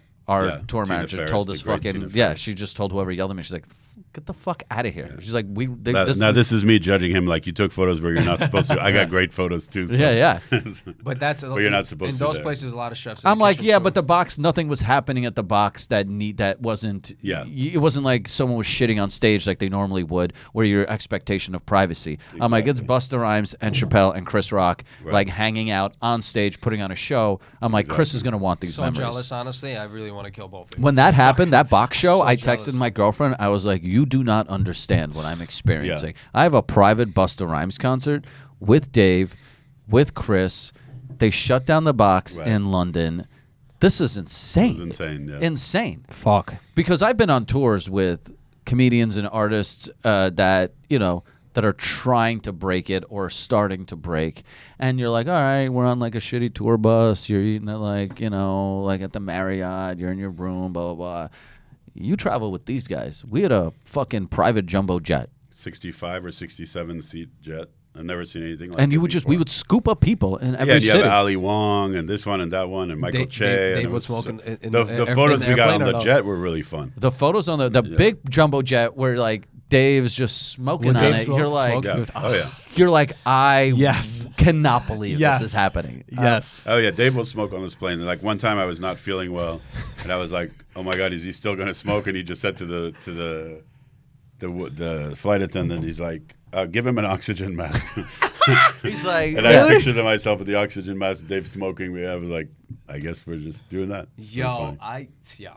I would fucking crazy. I Just mean, if crazy. he's gonna pay all that money to, have a jet where you can smoke, let him smoke. Yeah, like you know? if you're arguably It's my the num- fault. I'm not feeling well. Yeah, At that point, That's how I felt. I was at like, that well, point, yeah. but I noticed no one else smokes. Like you're not gonna Donnell will smoke sometimes. Oh, okay. But that's Donnell. He's, Yeah, but he's I'd got be- no manners. right. But I would be like, Scandalous. you're not walking up and be like, can I bum a cigarette too? Right, Just to be right. like, I'm smoking on a plane, Yeah. right? But that's also the generation of like these kids would ask that, Right. Where it'd be like, oh, let me get my content. I'm Or smoking like a vape. cigarette Let on me a plane. vape on this. And I just fuck with him because, bro, this guy Dave would fucking show up in a park and start fucking making people I laugh. mean, he did it. Yeah. That's how You he know what learned I'm to do saying? stand up. Yeah. Like shit like that. Like who do you know that's gonna do that? But that's somebody who's and he just in wakes love up he's with like- their art. He's just like, Yeah. I'm just gonna make everybody giggle. I don't Yeah. give a fuck. Let's I mean, do that's it. why I think some of the greatest successes are because it was never chasing the money. It was Never. chasing their art and perfecting their art, And he surrounds himself with other artists that elevate him And other- through photography, yeah. through all the content that they do put out, Right. even though it's highly Stan protected. Lathan directing all these Yeah, specials. yeah. How hard is it for you to hide all this art? Because you don't release all of it, right? No, most of it's not. Is And unseen. that sucks, right? Because I have content that I'll show friends in private, Yeah. and they're like, "Oh my god," and I'm like, "I know, I wish." After a night out with you guys, I want to smell your eyes. I want to see fucking smell something. Dude, I have I friends mean- that are like, "I'll hold your camera bag." I'm Right, like, right. "I don't No, want you here always. either." I always people will be like, hey, or my son Miles assists me a lot. You met Miles. Yeah. And then my younger one, Julian, too. He's less into, Miles is actually a photographer. Julian's not interested. I mean, in you would that. make any But- child of yours want to be a photographer. Yeah, so Miles is like, he's amazing. He's doing all his own shit. Like he's got, and people are always like, it's nepotism, whatever. I was like, no, it's because I can trust Miles. right. And I can don't hit him. know, and I can punch him in the face. You know what I mean? With a And- French accent, and- too, right? Yeah. Yeah, and You are shit. yeah. I can just be like, hey, this is what we're doing, and the kid works so hard. He'll be editing till 5 a.m. after a show. Like he's, all the Netflix specials or most of them. He was at Bard in college for 4 years, so some of it he could come to New York if it was in New York. Some of it he couldn't, but like I never been able to rely on anyone like I rely on Miles for work. course. So if that's not nepotism. That's just making sure that somebody, and he's doing his own stuff. And so, and he's smart at using, like, when I had this Paris Blues opening in LA back in a year ago, the LA one, and I just had the New York one at the end of the year. Miles he and his other friend Miles designed these cool like fur bags. Like they handmade these long, crazy fur bags. Then next thing I know, I see these bags like all over the pictures and all my, it was all these celebrities like Chris came. Chris has been amazing too. Chris and Dave showed up to both, LA and New York opening. Sick. And so many great, all my friends. But it's nice when people that that are that busy. Jimmy Jam and Lenny. Yeah, it just It's a lot of shows you the respect. It's a lot respect. of And it respect. was also nice to see people like like Dave and Chris and Lenny and all these people that I've toured with or whatever. You're like following them, and for once they like will take a plane and come to your thing. Which is It's pretty cool amazing. that So it because felt you're like their support ultimate love. system Yeah. most of their I mean, life, dude, you're an and artist now too. they're yours. Yeah. You're an artist as well. I mean, can know can we what I mean? talk about this? You brought Yeah, this yeah. book. You dropped Yeah. this book. I went to the LA. Yeah, you were at the Yeah, LA, I couldn't yeah. go to the opening. I don't remember. I think my flights or some shit. I wasn't able to go. came And I'm, separately, yeah. and I'm annoyed because I was like, I could have shot all the shit too and gotten to see everyone. It was But- it was like 1,000 people. Yep. Both openings was insane, and the LA gallery is a lot bigger than New York, so New York felt crazier. You put the whole book together yourself. Yeah, I designed. How it, much do you edited, hand off wrote. to someone when you make your So art? the only help in this book is because I designed it all. I edited. So Miles helped me with editing photos because he was kind of the voice of reason. Where there's like some photos where I'm like, oh, I love this photo, and he's like, eh. You need an outside perspective because Yeah, you're but too it's close. funny when it's your son, and he's like, this photo's all right, and I'm like, I'm like, I love "Shit." this photo. I'm like, what do you mean? It's a great photo. He's like, it's okay, and I'm like, now I wanted to punch him again. Yeah, because he You're kind like, of shut up. You can't take this He photo. tries to Like- humble you a little Yeah. bit. Yeah. And he's like, no, this one's better. And then I'm like, But isn't that when better to when have someone that close to be honest? And it's so much better. And then when I look at it, I'm like, oh yeah, I didn't need that photo or those photos in there at all. And then at one point I was like, the publisher said, okay, this is amazing.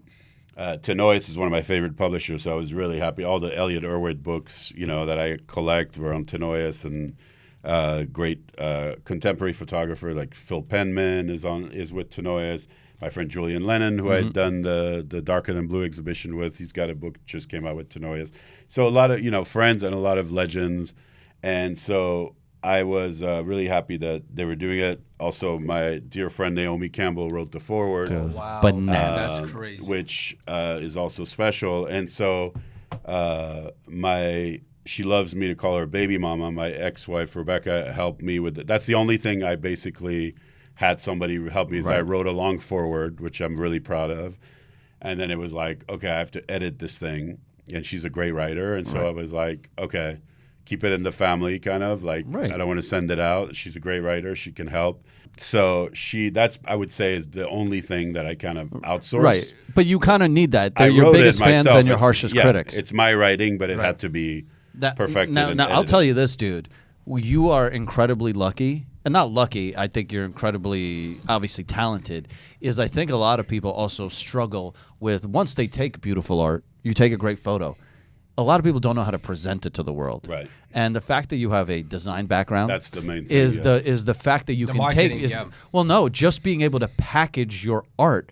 You know, how many photos do you have that you're proud of, even just as a course. pedestrian photographer, right? Yeah. But you have no idea how to present it to the world. Just this packaging alone. Insane. Just all of this is... Yeah, I really wanted a box that it's protected pleasing it. to the Yeah, eye. yeah. Like, all of this is Yeah. just equally... Because bad packaging and bad presentation of great art can ruin the Will art. ruin the art. And yeah. this is awesome. And so this also, the hardest thing is I probably went through 30,000 images to get down to like 225. You know what I mean? So, Let me ask a question. Yeah. In this book, Paris Blues, Yep. you chose that cover. Mm-hmm. I love that photo. Such a sick photo. Is there a photo in that book of somebody famous? Yes. Now, is that a big struggle for you to be like, can I lean on them for the cover, or do I go with something Didn't even artistic consider and it. beautiful? Right. Didn't See, my even marketing Jew till brain you is like, mentioned it. I never. I'm like, I'm a Jew too, but I never thought about it. I'd be like, shit, I'm gonna slap on the most famous person in the book on the cover because hopefully that'll help sell it. There was like one moment where I never thought about it for the cover. There was one moment where I thought about this, where this picture that I took this past summer. My man, that would have been my book cover. That would have Yeah. been the cover. Are you crazy? And it's Paris Blues, and it's got the Eiffel Tower, and it's the Olympics That's because it's fucking last Lenny year. Kravitz. and stuff. Yeah, but then I guess it would have been a Lenny Kravitz book to other people, right? So and it's not. Lenny's the only one who actually gets like a whole chapter in this book. Like he, because we spent. I mean, this is like a 15-something year. Yeah, like 15, 16 bro, you years. guys- spent. So how many Yeah. years span is in this book? About 17 years, but really the core of it is like a decade. But there are like, I mean, this is probably Bananas. this is like 2013 with De Niro. This one with Bradley Cooper and McEnroe is like 2011 maybe. So there's some. It's crazy. You see all the different hairstyles. So how do you come around and go, okay, it's time to present this. It's time to take this. Like you make so much art. How are you not cranking a book a year? Yeah, I mean when I did the LA show, it's one of my favorite double pages. This is Dude, fire. that's sick. Fire. When I did the LA show, everybody was coming Can I up see to this? me. Yeah, everybody was coming up to me like, "Oh, is there a book here? Is there a book?" And I was like, "Well, no, we kind of came up. I kind of came up with this Paris Blues. In 2016, I did this show Darker Than Blue, which I had a book. Yep. And Darker Than Blue was very successful, and it was like, okay, it's about time for another Mathieu Bitton show at the LA Gallery. Darker Than Blue went to 5 different cities. That's and not Skipper. That's the French Skipper. It's a That's, different guy, but Le Skipper. Skipper. That's my little This brother. is fire. That's That's your my little brother? Sasha. Yeah, he's 13 now, but he was 3 there. Damn. Parents are still. No. It's my dad, and well, my dad's got Alzheimer's now, but he probably already had Alzheimer's when they adopted, but he and his wife adopted him. Oh, okay. I was like, damn, that man's still fucking. In Russia. Yeah, I mean, he might have still been Adopted from Russia? Yeah, Oh, from His name's Sasha. there you He's go. a cutie pie. from Yeah. Perm, like on the border of Kazakhstan and Russia, Damn. apparently. This Now kid he's hit a the- kid hit real the little lottery. spoiled French Yeah, kid. Yeah, kid hit the he wears lottery. he wears all Go the from fancy Russia shit. to enter your This family? is all in the Paris Opera. Dude, this is insane. Like a lot of I mean, that's the thing with my parcours, we call it in French. My journey is that as you know, access. Like That's it. you can't just go into a dressing room at the Paris Opera or in the rehearsal room. That's Grace, my love of my life here. You are 100% Grace right. came up with the name Paris Blues from it's one of my favorite movies with Sidney Poitier and a fire Paul name. Newman. It's a great movie, yeah. And when I was like, oh, I want to do a show on Paris, and she was like, Paris Blues. I was like, oh yeah, duh. So it's a lot. It's mostly street photography, and then Can I ask a question? yep. What makes you decide what's black and white and what's color? So initially, my whole book was like Darker Than Blue was all black and white, and that's how I like it. The publisher was like, we've seen some of your color photos, because basically when we met, and it was also cool because I was like, oh, I got to sell myself, like this is the publisher I want. I got to try to like, charm them and whatever. So it was our first Zoom together, and so I was like, okay, I'm going to do like an hour of like telling how great I am and all the good things I've done and how I've won like 2 Grammy Awards and blah, blah, blah. yeah. And then they're like, crazy. then they're like, so how many pages are you thinking? And I was like, I mean, if we did a book together, like, and they're like, no, we want to do the book with you. I was like, oh, I don't have to convince you. Like, no, we love your work. And the guy was like, we would love to see also some color. And I was like, you know what? I have a lot of color images I like. Right. Let's do it. So that was a challenge for me. Rest in peace, Quincy Jones. Bro, stop. My big I brother. mean, I'm Johnny Halliday's. You should be doing a yearbook every year. It's so much work, though. It is damn tough. But is this photo after you respected him by not? This is way before. Oh, way before. But he's posing for Yeah. me. in that. Can I ask you for That's the night Grace and I first dated. We'll say. sick? That you brought her to a fucking Jay-Z thing? No, it's actually a cool story. So I had basically met her. Long story short, met her in New York. Was like, hey, you're cool. You want to have dinner again Friday? She's like, oh, you're coming back to New York? I was like, no, you're coming to Paris. So she's like, okay. I sent her a ticket. And then I was like taking the night off. I met this really cool girl. I got her a hotel room. Blah, blah, blah. I'm staying at my dad's. This is Bruno Mars, who I love. Yep. And then Lenny calls me. Yo, you got to meet me at Club 79, 79 Club. I'm meeting Jay-Z and Timbaland. I was like, not tonight. I have like, dinner, and I don't want to be like. You don't want to blow a this jerk, girl off, blah, yeah. blah, yeah. But she's that has so got to cool. be the toughest best- thing as a man, Yeah. where you're like, do I blow off a chick who I'm like, this is the courting period, right? This is the most exciting Yeah. time where you're like, I don't care about anything. I'm trying to like The lady. right? Or do But I then- but incorporate this someone's- into a date? No, or and then, but on the other line, you're like, someone's like, yo, do you want to go hang with Jay-Z? Right. And you're just like, So at this point, I had like, since my ex and I split. It's funny because that's one of my first girlfriend after the separation. But when we split, it was like I'm really like taking time. I don't want to be in a relationship, blah, blah. And I felt like every woman I met who I was considering date or hanging out with or whatever you want to call it, they were like, oh my God, you work with Lenny Kravitz? Oh my God, when am I going to meet him? And so I was always like, oh God, and then I was like with this one person, and she was like so starfucker. That's West Side Gun, and then it's like, okay, so now I'm like, okay, Grace, I'm really sorry. I have dinner reservations at this Japanese restaurant. We have to make one stop. oh, just a little stop. And so she's like, okay, that's cool. I'm jet lagged, a little tired, blah, blah, blah. And then I'm like, okay, well, we're meeting. I work with Lenny, as you know, because she had seen my Lenny documentary that I directed. And then she's like, okay, that's fine. She had worked at Rolling Stone for Jan Wenner. She had met a lot of people. She had worked for SNL. So she she's wasn't been like, around. She's not gonna she's be not like too a gassy. star yeah, fire. yeah. And she was like, my bestie, Palm Clementieff. She lost I like her the house in the I fire like the combination. yesterday. Fuck, yeah. that sucks. That's a Paris That's a- backstage that's- moment. My That's a selfie. This yeah. is- stupid picture right This here. is Yassine that's Bey. sick. This so- is a This fine is how you picture. remind people. You're like, Right, don't right. forget. I was there. Don't forget who the man is in I this was there. photo. This doesn't exist without that. Right. You see how crisp this photo is? though? That's It's bananas, dude. insane. Anyway, she's like, okay. So I'm like, okay, we're also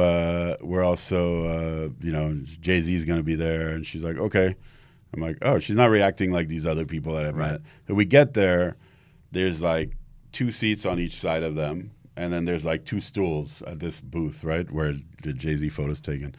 And so I'm like, oh, in my mind, I'm like, let's see where she decides to sit, next to Lenny or next to Jay-Z, not even thinking there's a stool next to me. She sits at the stool next to me. So I was like, and they're both like, oh, have a seat next to them, Right. And then we start talking, and then she whispers to me, "How long do we have to stay here?" Wow. I was like, I would have married. That's I was marriage. like, she's the one. Yeah, but I also would have fucking been like, "Shut up, we're staying." Like, are you kidding me? So basically, I was like, "Hey, Lenny, I need to get these pictures. We'll hang for a minute." We got pictures. I got what he wanted, and then he was like, "You're leaving? You're not hanging out?" I was like, "We have dinner plans." And he texted me like, "I guess she's the one." It was just like he couldn't believe it because he had never seen me like that ready to leave. Yeah, like, I gotta such go, a guys. legendary moment, And so that was that photo. But anyway, so I forget if you had a question. I Maybe do. not. I do have a question. I wanted you for like a viewer that's like a passionate photographer or anybody that really follows you and listen through everything. What advice would you give a photographer in choosing the photos that they shot, in the sense of, like, let's say they went through the night, they shot 100 photos. What advice would you give them to choose the photos that, let's say, like one photo out of that 100? Think of the one you knew was the photo when you were taking them. That's basically like, when you got that photo. Like It's a feeling. It's a feeling. Like, it's like, oh, okay, I got that great photo. I'm going to keep shooting the whole show or most of it. I'm looking for one or two great photos a night. Right, and then that's it. And I tend to shoot too much sometimes, but it's not too much like these young kids where I'm like Spray and 10,000 photos, like machine gun, as I call it, and it drives me crazy to be in the pit, and somebody will just be like, all right, I'm just going to hold the shutter. And like, oh, I have this cool Canon camera that can take 1,000 photos a second, and it's like, how are you going to edit all that? You know what I mean? This is insane. Yeah, you might as well shoot a video. So I always say, like, the moment. So I'll go to, if somebody says like, hey, I need a photo right after the show for press or whatever, I already know what I'm looking for. Yeah. So make sure you take a mental note while you're shooting. Any advice that people that are getting into videography or photography that are intimidated by the saturation of it right now? Any advice for those people that want to get into the field, but they feel like everything is just too saturated? You mean like, how do I stand out? How do I stand out? Yeah. How do you find a voice in such a saturated market? Well, I would say, A, don't do it for the fame. Don't do it for the money. Because especially now, I can't even imagine getting started in this field where everybody's like, well, this guy will do it for free. And you're asking for $5,000 or whatever. So do it for your passion and really follow your passion, and basically look at yourself in the mirror and make sure that's what you really want to do. And you want to, I talked about sacrifice before. Sacrifice is real. Like when you're developing a career, do I wish I hadn't missed like both of my kids' birthdays here and there, or a high school graduation because I couldn't leave the tour in Europe or whatever, or Russia or wherever we were. Yeah. So it's, do I think back now, like with the mind that I have now, that I could have said like, yo, I'm going back. Yeah, that's Miles. That's Miles. That's his son. Like, I'm going back now. I'll be back in 2 days. Like what you said, doing your own stuff, and I'll be back and you guys will survive without me. Like, I can do that now. Right. But when I was getting started and I was like, you can't risk I was that. afraid I would couldn't lose say my no, gig. yeah. Because someone else could slide in. Like that guy went to the beach and smoked weed, and you had to hold the camera for an hour. And then I ended up doing a whole documentary from that moment. Crazy. And that's the thing too, is like, I would also say, like, remember that they also need you. Like, it's not just like, oh my God, I'm so lucky to work with these people, because they could get anyone to do what I do. I finally understand that is bullshit. That's a management answer. Management. That's management always say we could replace you. We can. That's there's 10 guys doing what you do. Well, guess what? Anybody can put out their own book. It's not going to be this book. They might not have this forward. They might not have the pictures of these people. Great. I love books. I buy people's books all the time. Yep. But I don't feel anymore like I'm replaceable. That feeling is terrible, though. But I had it. I'm 51. I had it for, from the time I was like 25 to 45, maybe, where. Because you're building that. You're building that confidence. And for people to be like showing up at my exhibition, like what I was talking about, flying in and spending the whole night, and people who do not talk to press being like, sure, I'll talk to the LA Times or I'll give him a quote or whatever. Like, I'm like, what world am I in? You know what I mean? Right. And it's not even asked for. In Dave's case, the quote he gave the LA Times, they didn't use it because Pamela Chellan, who wrote that great, I had the cover of the calendar with the Paris Blues, which blew my mind. Like, that's a dream come true. I still have to frame that. But Pamela went to Dave, can I get a quote from you? He's like, yeah. He's like, looking around the room, Matthew's going to get so much pussy. And she was like, yeah, my editor took it out. That's so funny. Dude, that's fucking... But it's like, that's hilarious. And, he knew what he was doing. He was being funny. But that, for me, is like all the stuff I'm doing. I'm producing projects. We have The Dreamer. Dave's comedy album is up for a Grammy next month. I mean, there's like all these things that I love to do. I'm working on a dream project right now, this movie, Phantom of the Paradise, which is this tattoo that I have with Paul Williams, the great singer, songwriter, actor. We're working on, it's supposed to be 50th anniversary. It'll be 51st because it's taken too long to get stuff from Disney or whatever. But, I'm doing my Quincy Jones thing where I'm putting together these projects and working with these artists that I grew up with, and that are now my friends. That's all amazing to me, and that I can just have access to these people, and that, a label can say, sure, we'll pull the master tape for you, and you get to be the first person to hear this music in all 50 those leaps years. And all that sacrifice it's a lack of ego too, right? Because it always goes back to the same thing, right? With kids who you're coming into photography right now, people are coming in with a lot of egos. Oh no, I see stuff where I'm like, you guys are never going to make it. Because they're not willing to understand, like we said, that 75% of the job is not even taking the photos. Right. I worm my way into every organization I can and make myself indispensable so that they'll notice if I'm gone. Right. And a lot of photographers can come and go and they won't get noticed in either direction. But if you treat it like family, you're touring with Chris, you're touring with Dave, you're touring with Lenny, you tour with everybody, you need to make yourself missed. Or so they understand that if you step away, there's a hole that no one can fill. It's a team. Right? It's a team. It's a team. Like for me, I'm, my job security, after doing the tour with you guys, I've toured with Chris before a little bit, and then they were like, yo, we're going to do this Euro tour, but we can't convince management that you're the right guy for the job. Because they're like, why don't we just fucking hire a kid in every city? Did you know Chris already? I shot him already before. Okay. But they were like, hey, the management's a little worried sometimes about who you are too, right? Because at the end of the day, when you hire me, I also come with a little bit of toxicity. Of course. Versus like, let's just hire a safe photographer who doesn't come with any baggage. Right. And so there was already that going in. But the first 3 days of the tour, the management literally changed their tune. They're like, oh, we get why you're on this tour. Right. And that's because they also don't spend the time to dive into your actual work, right?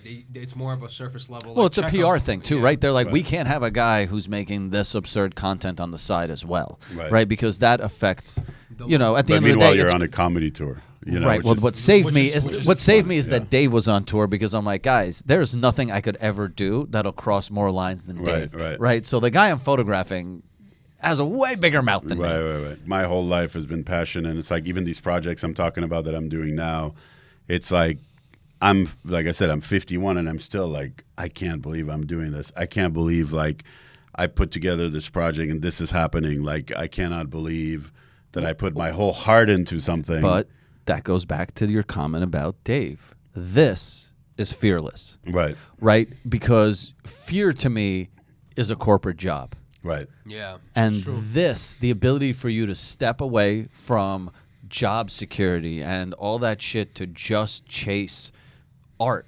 Right. That's fearless. Yeah, and I can tell you back in the day, in the 90s, I had a job in the 90s in New York.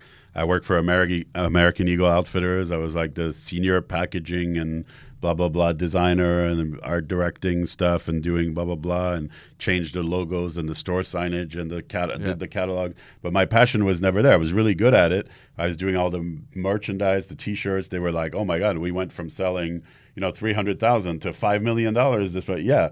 But I never got anything out of it. It didn't because, it's not yours. My parents were in fashion. Right. Yeah. So I thought, okay, I should be in fashion. But my passion was always with art in a different way, with music, film, comedy, and I also wanted to have something that was my own. I wanted to be like, well, my parents are designers, so I'm a designer, So when I basically like switched out of it and decided, okay, I'm letting go of a big salary at the time, it was a big salary.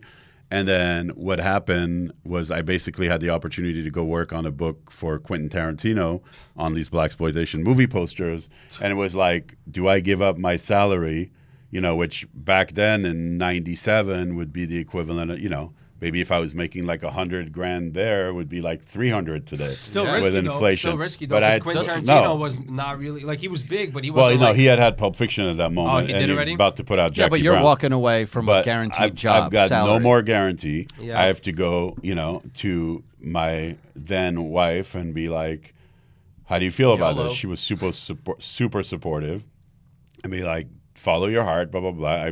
A lot of credit there because maybe somebody else would be like, no, you can't quit this job. You need the security. Yeah. Kids, then I got like some offer from Nike at the time, which was like some big job, but I had to move to Portland and all that. I was like, I'm not moving. I left Paris because of the rain. You moved to Portland, you're done. I left Paris because of the rain. I'm not interested in that. So left and then went and did this project. And I remember when I got the contract and it was like, you're designing this entire book. So it was called What It Is, What It Was. And it was like, I think $3,500, and it was probably like a 6-month job. So I went from like the salary, but while I was there, I was like, hey guys, if I can help you with like designing movie posters. And they were like, oh, well, Quentin, he's really re-releasing these like Beat Takeshi films and like all these, with his Rolling Thunder pictures. So then I started helping this guy, Jerry Martinez, who was doing the art and designing the posters. And then he did a Lucio Fulci movie, The Beyond, that he re-released. I worked on the poster. And then they were like, oh, we're working on these ideas for Jackie Brown. And I got to work on some of the Jackie Brown stuff. And it was like, resume. So that's how you can do this. And then from there, I was like, okay, well, this is the world I want to be in. And then I had an opportunity with my friend Harry Weinger at the time at Polygram, who's now at Universal when, they merged, but was like, a friend of mine, Lisa Cortez, who directed the Little Richard documentary. She was like, I did her logo for her label, worked on that called Loose Cannon. And she's like, you got to meet my friend Harry. You guys are like funk brothers. Like you're like, because I had a crazy collection of funk albums.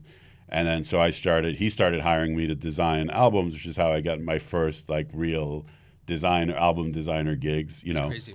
And like you said, like 1,000 things later, it was like, it's those people that gave me those opportunities. And a lot of work, man, though. this kid is so passionate, but it was always like, man, the passion that you have, we don't see too often. Like we see passion that's like, oh, I love these sneakers. I want to collect every one of those. Right. It's not something that you create so much, Yeah. And this is what you call a 20, 30-year overnight success. Exactly. And that's why when yesterday I looked at Amazon, it was like #1 new release or whatever on the hell yeah, like, dude. photography You know how hard it is thing. to sell art books? And I was like, no, and I was like, I don't know what it means because then tomorrow today I went to like #3 or whatever, but I keep pushing it. This keep book's talking available everywhere. Online. Yeah, everywhere. Barnes and Noble, online bookstores. I don't know what. This is a piece worldwide. of history. It's the actual. This is cool because this will live on long after you're dead. Yeah, and this is awesome. I have one last question for you. Yep. Is there a photo that you haven't taken that you want to take?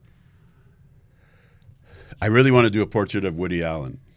That's like that seems easy. It hasn't been as easy as you would think, and then a lot of people are like I said that in interviews, and they're like, "Oh, by the way, we didn't print the thing about Woody Allen because that's so inappropriate and whatever." But yeah, because Woody Allen has like a track record that nowadays basically is not. Well, but your job, but your he was job he was never found guilty of anything. Yeah. It doesn't even matter. So I agree I'm not with you. even, Dude, like, I would take a photo of right, Hitler. right.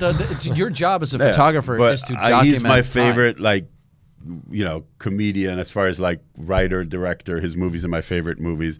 Anyone who says his movies are no good because of what he did is out of their minds. Dude, even if you don't like Annie the guy, Hall you is have like- to separate. Annie the art. Hall and Manhattan for me are like the two greatest movies ever made, and especially maybe because I'm Jewish, know. Right. But It's Woody. That sense of humor. it's like this picture to me is like I a love scene this out of a picture. Woody Allen movie. Right, You and know, this is arguably like- you could say, how do you know this guy in this photo isn't a piece of shit? Right. So Right. your job as an artist Yep. is to strip away that person's Exactly. like. And everyone's. I guilty of wouldn't something. marry my girlfriend's adopted daughter personally. Right. That's whatever you want to call it. But as an artist, It's like the guy I want to get a portrait of. I'm in the same. I'm kind of like but I also like controversial artists. Yeah, because I think there's a when you're a genius, there's good and bad to that genius, right? Like Van Gogh cut his ear off, right? Right. Yeah, and you're like, that's a crazy human being. Yeah. Like I want to take a photo of Marilyn Manson. Yeah. Really badly. I got a picture of Marilyn Manson, but with Kanye West. I was gonna say, I in my head, dude. I was saying, it was like backstage. I would want a Kanye, Eminem, Marilyn Manson photo if I could have my way. I got Kanye and Eminem, and I think, Eminem and Dave for sure a couple times, but not the three. Dude, you're absolutely a legend. You're a legend. Thank you for coming here. This is guys, you got to get this book. It's called Paris Blues. It's available anywhere. Amazon. I don't even know if people go to Barnes and Noble or whatever. Is it available can I go pick it up in stores too? Yeah. Damn, dude. I'm going to buy one of these and I want you to sign it for me. I would be happy to. Same. If it's possible, please. I just got my New York City apartment. I need more art. Same. Absolutely. Do you sell prints? Too? I do, yeah. I mean, the show in New York, we didn't even talk about that, but that was. Well, I kind of mentioned it. Yeah, that was. Is there any shows you have, or is it still up? Is there any art that people can go see in person? Right now, I'm gonna put together until we figure out the next city for Paris Blues. I think I'm gonna put together something on the. That's my dad. I'm gonna put something together on the website for like people who still want to buy prints from Paris Blues, and other things. Yeah. So prints are always available. This is incredible. This is incredible. The cover of this book, I would like throw that print up for sure. This one? Yeah. The cover is sick. So I was going to ask about it, but I didn't want to quick story about that Chris Rock thing where I'm like asking about the prints. Quick story about this picture. I don't know which camera, but this thing's fucking I've sick. told this story at the openings and stuff, but basically I'm photographing my dad and his wife or whatever she is now because they're he's in a home for Alzheimer's and all that, but and this is also like I feel like a big part of this book is like also like for my parents, right, and my family and everything. And my brothers, when I saw them in Paris, they saw the book. They were all pissed off that I only had the little adopted brother and not the real blood. My other. No, well, they're half brothers, but they're like my brother. But I was like, listen. You guys were in the original edit, and then you got cut. And then Miles cut you guys out. Yeah. Because blame Miles. Yeah, exactly. I think I probably did. But it's like, it has to be worthy. So I said maybe I didn't have a picture for this that felt book worthy at that level. Like they're like, we're not worthy. Yeah. Every photo like, you guys are worthy, but maybe I didn't have because you're my brothers. I didn't have. The connection good enough to the picture photo, that for the book. Bro, you maybe got no clout. Volume 2, yeah, maybe volume 2. But I was shooting a fashion like lookbook with this model in the Tuileries Gardens in Paris near the Louvre, and as I'm photographing her, I see this couple, and I'm like, I've never seen a man hold a woman like this. So passionate. Like, he's like strangling her with passion, and his arm is literally like behind her neck, and he's got the bicycle, he's got the La Durée little croissant All he needs bag. is he needs a baguette and Yeah, you're done. I mean, dude, this baguette. is the most Paris thing you could ever see. It's like that Douaneau famous kiss photo. It's like kind of my tribute to that. So in that moment, I was like, oh, this is kind of like the Douaneau photo. And I take the photo, and I go back to the model, to photographing her.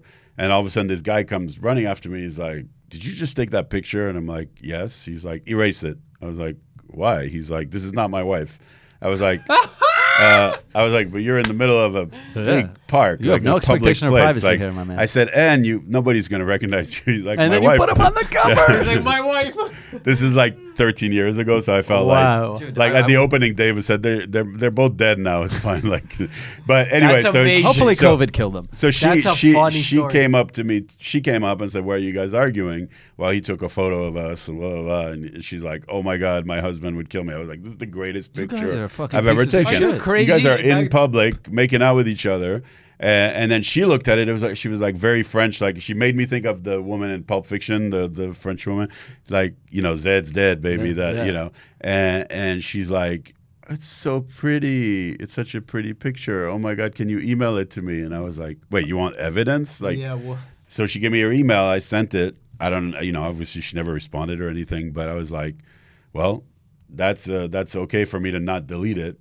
I never thought I would ever do a show on Paris or a book on Paris. And then when I was like, I got to find the picture for the cover, This is amazing. I couldn't think of a better picture I'd ever taken that represents Paris. Did you keep so- going back to this photo for the cover? Yeah, I tried like 10 other things. Nah, this thing. And then is even the- the this is publisher was like, no, this is the cover. I This mean, is this it. picture's out of And control. so I was like, well, what if the people come out of the blue and they were like, well, first of all, they would be impossible to recognize them because it's like their like faces are 13 years ago, smushed too. No one together. looks like that. 13 years ago, he looks like he just came out of a time machine out of the 40s. Yeah. His shoes, his outfit, his hair.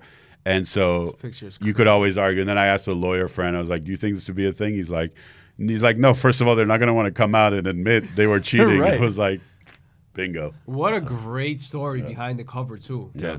Incredible. So Yeah. I hope to. Sorry, guys. One day, I hope to have this kind of career and put out Oh, like man. some shit like this. This is nuts. You're a beast. I'm really thank you. It's Thank very you. nice I talking to appreciate you. it. I appreciate it. sweet. Amazing. Thank you. This Do you was have? a I sick mean, episode. besides this book, anything else you need to plug? Your Instagram mean, will post and all that shit. Yeah, Obviously. no, I mean, I think, Go buy this book, guys. It's yeah. fucking awesome. Buy the book and send me a message and review it on Amazon and Barnes & Noble. And Yeah. I'm tell copying it. people you I'm love gonna it. need a sign. I'm And, gonna need uh, that autograph though. It's honestly. easy enough. Yep. Yeah, we'll Not no all Chris get Rock shit together though again. on this one. But thank you guys. Dude. I'm glad I came. It was hard to come with all these fires going on. Hey, I appreciate you braving all that I stuff. see You're like living in a hotel. an app on the coming up, and I'm like so afraid to look because it's the fire. I know. I've been watching that app all day. Yeah, I know. but it still hasn't crossed over to where we are. So Hopefully it doesn't. thank God. Yeah, It's getting a little hot in here. I thought the building's starting. yeah, to catch fire. it is. It is kind of hot. So All right, guys. Dude, thank you. thank you guys so I much. appreciate Thanks it, for and having I me. hope Thank we you. go on tour together soon again. Yeah, let's I do hope it you again. guys do too, and I'm gonna be jealous as usual. Well, it's nice to We'll go on send tour you with a pictures. fellow photographer is because if I like Skipper. I would miss shit and I'd be like, oh my god, I hope Matthew got it, and he obviously always did. And isn't Skipper such a good boy? He was This is so the best. quiet. I hate you guys. You guys have such cool fucking memories and stories. It's fucking disgusting.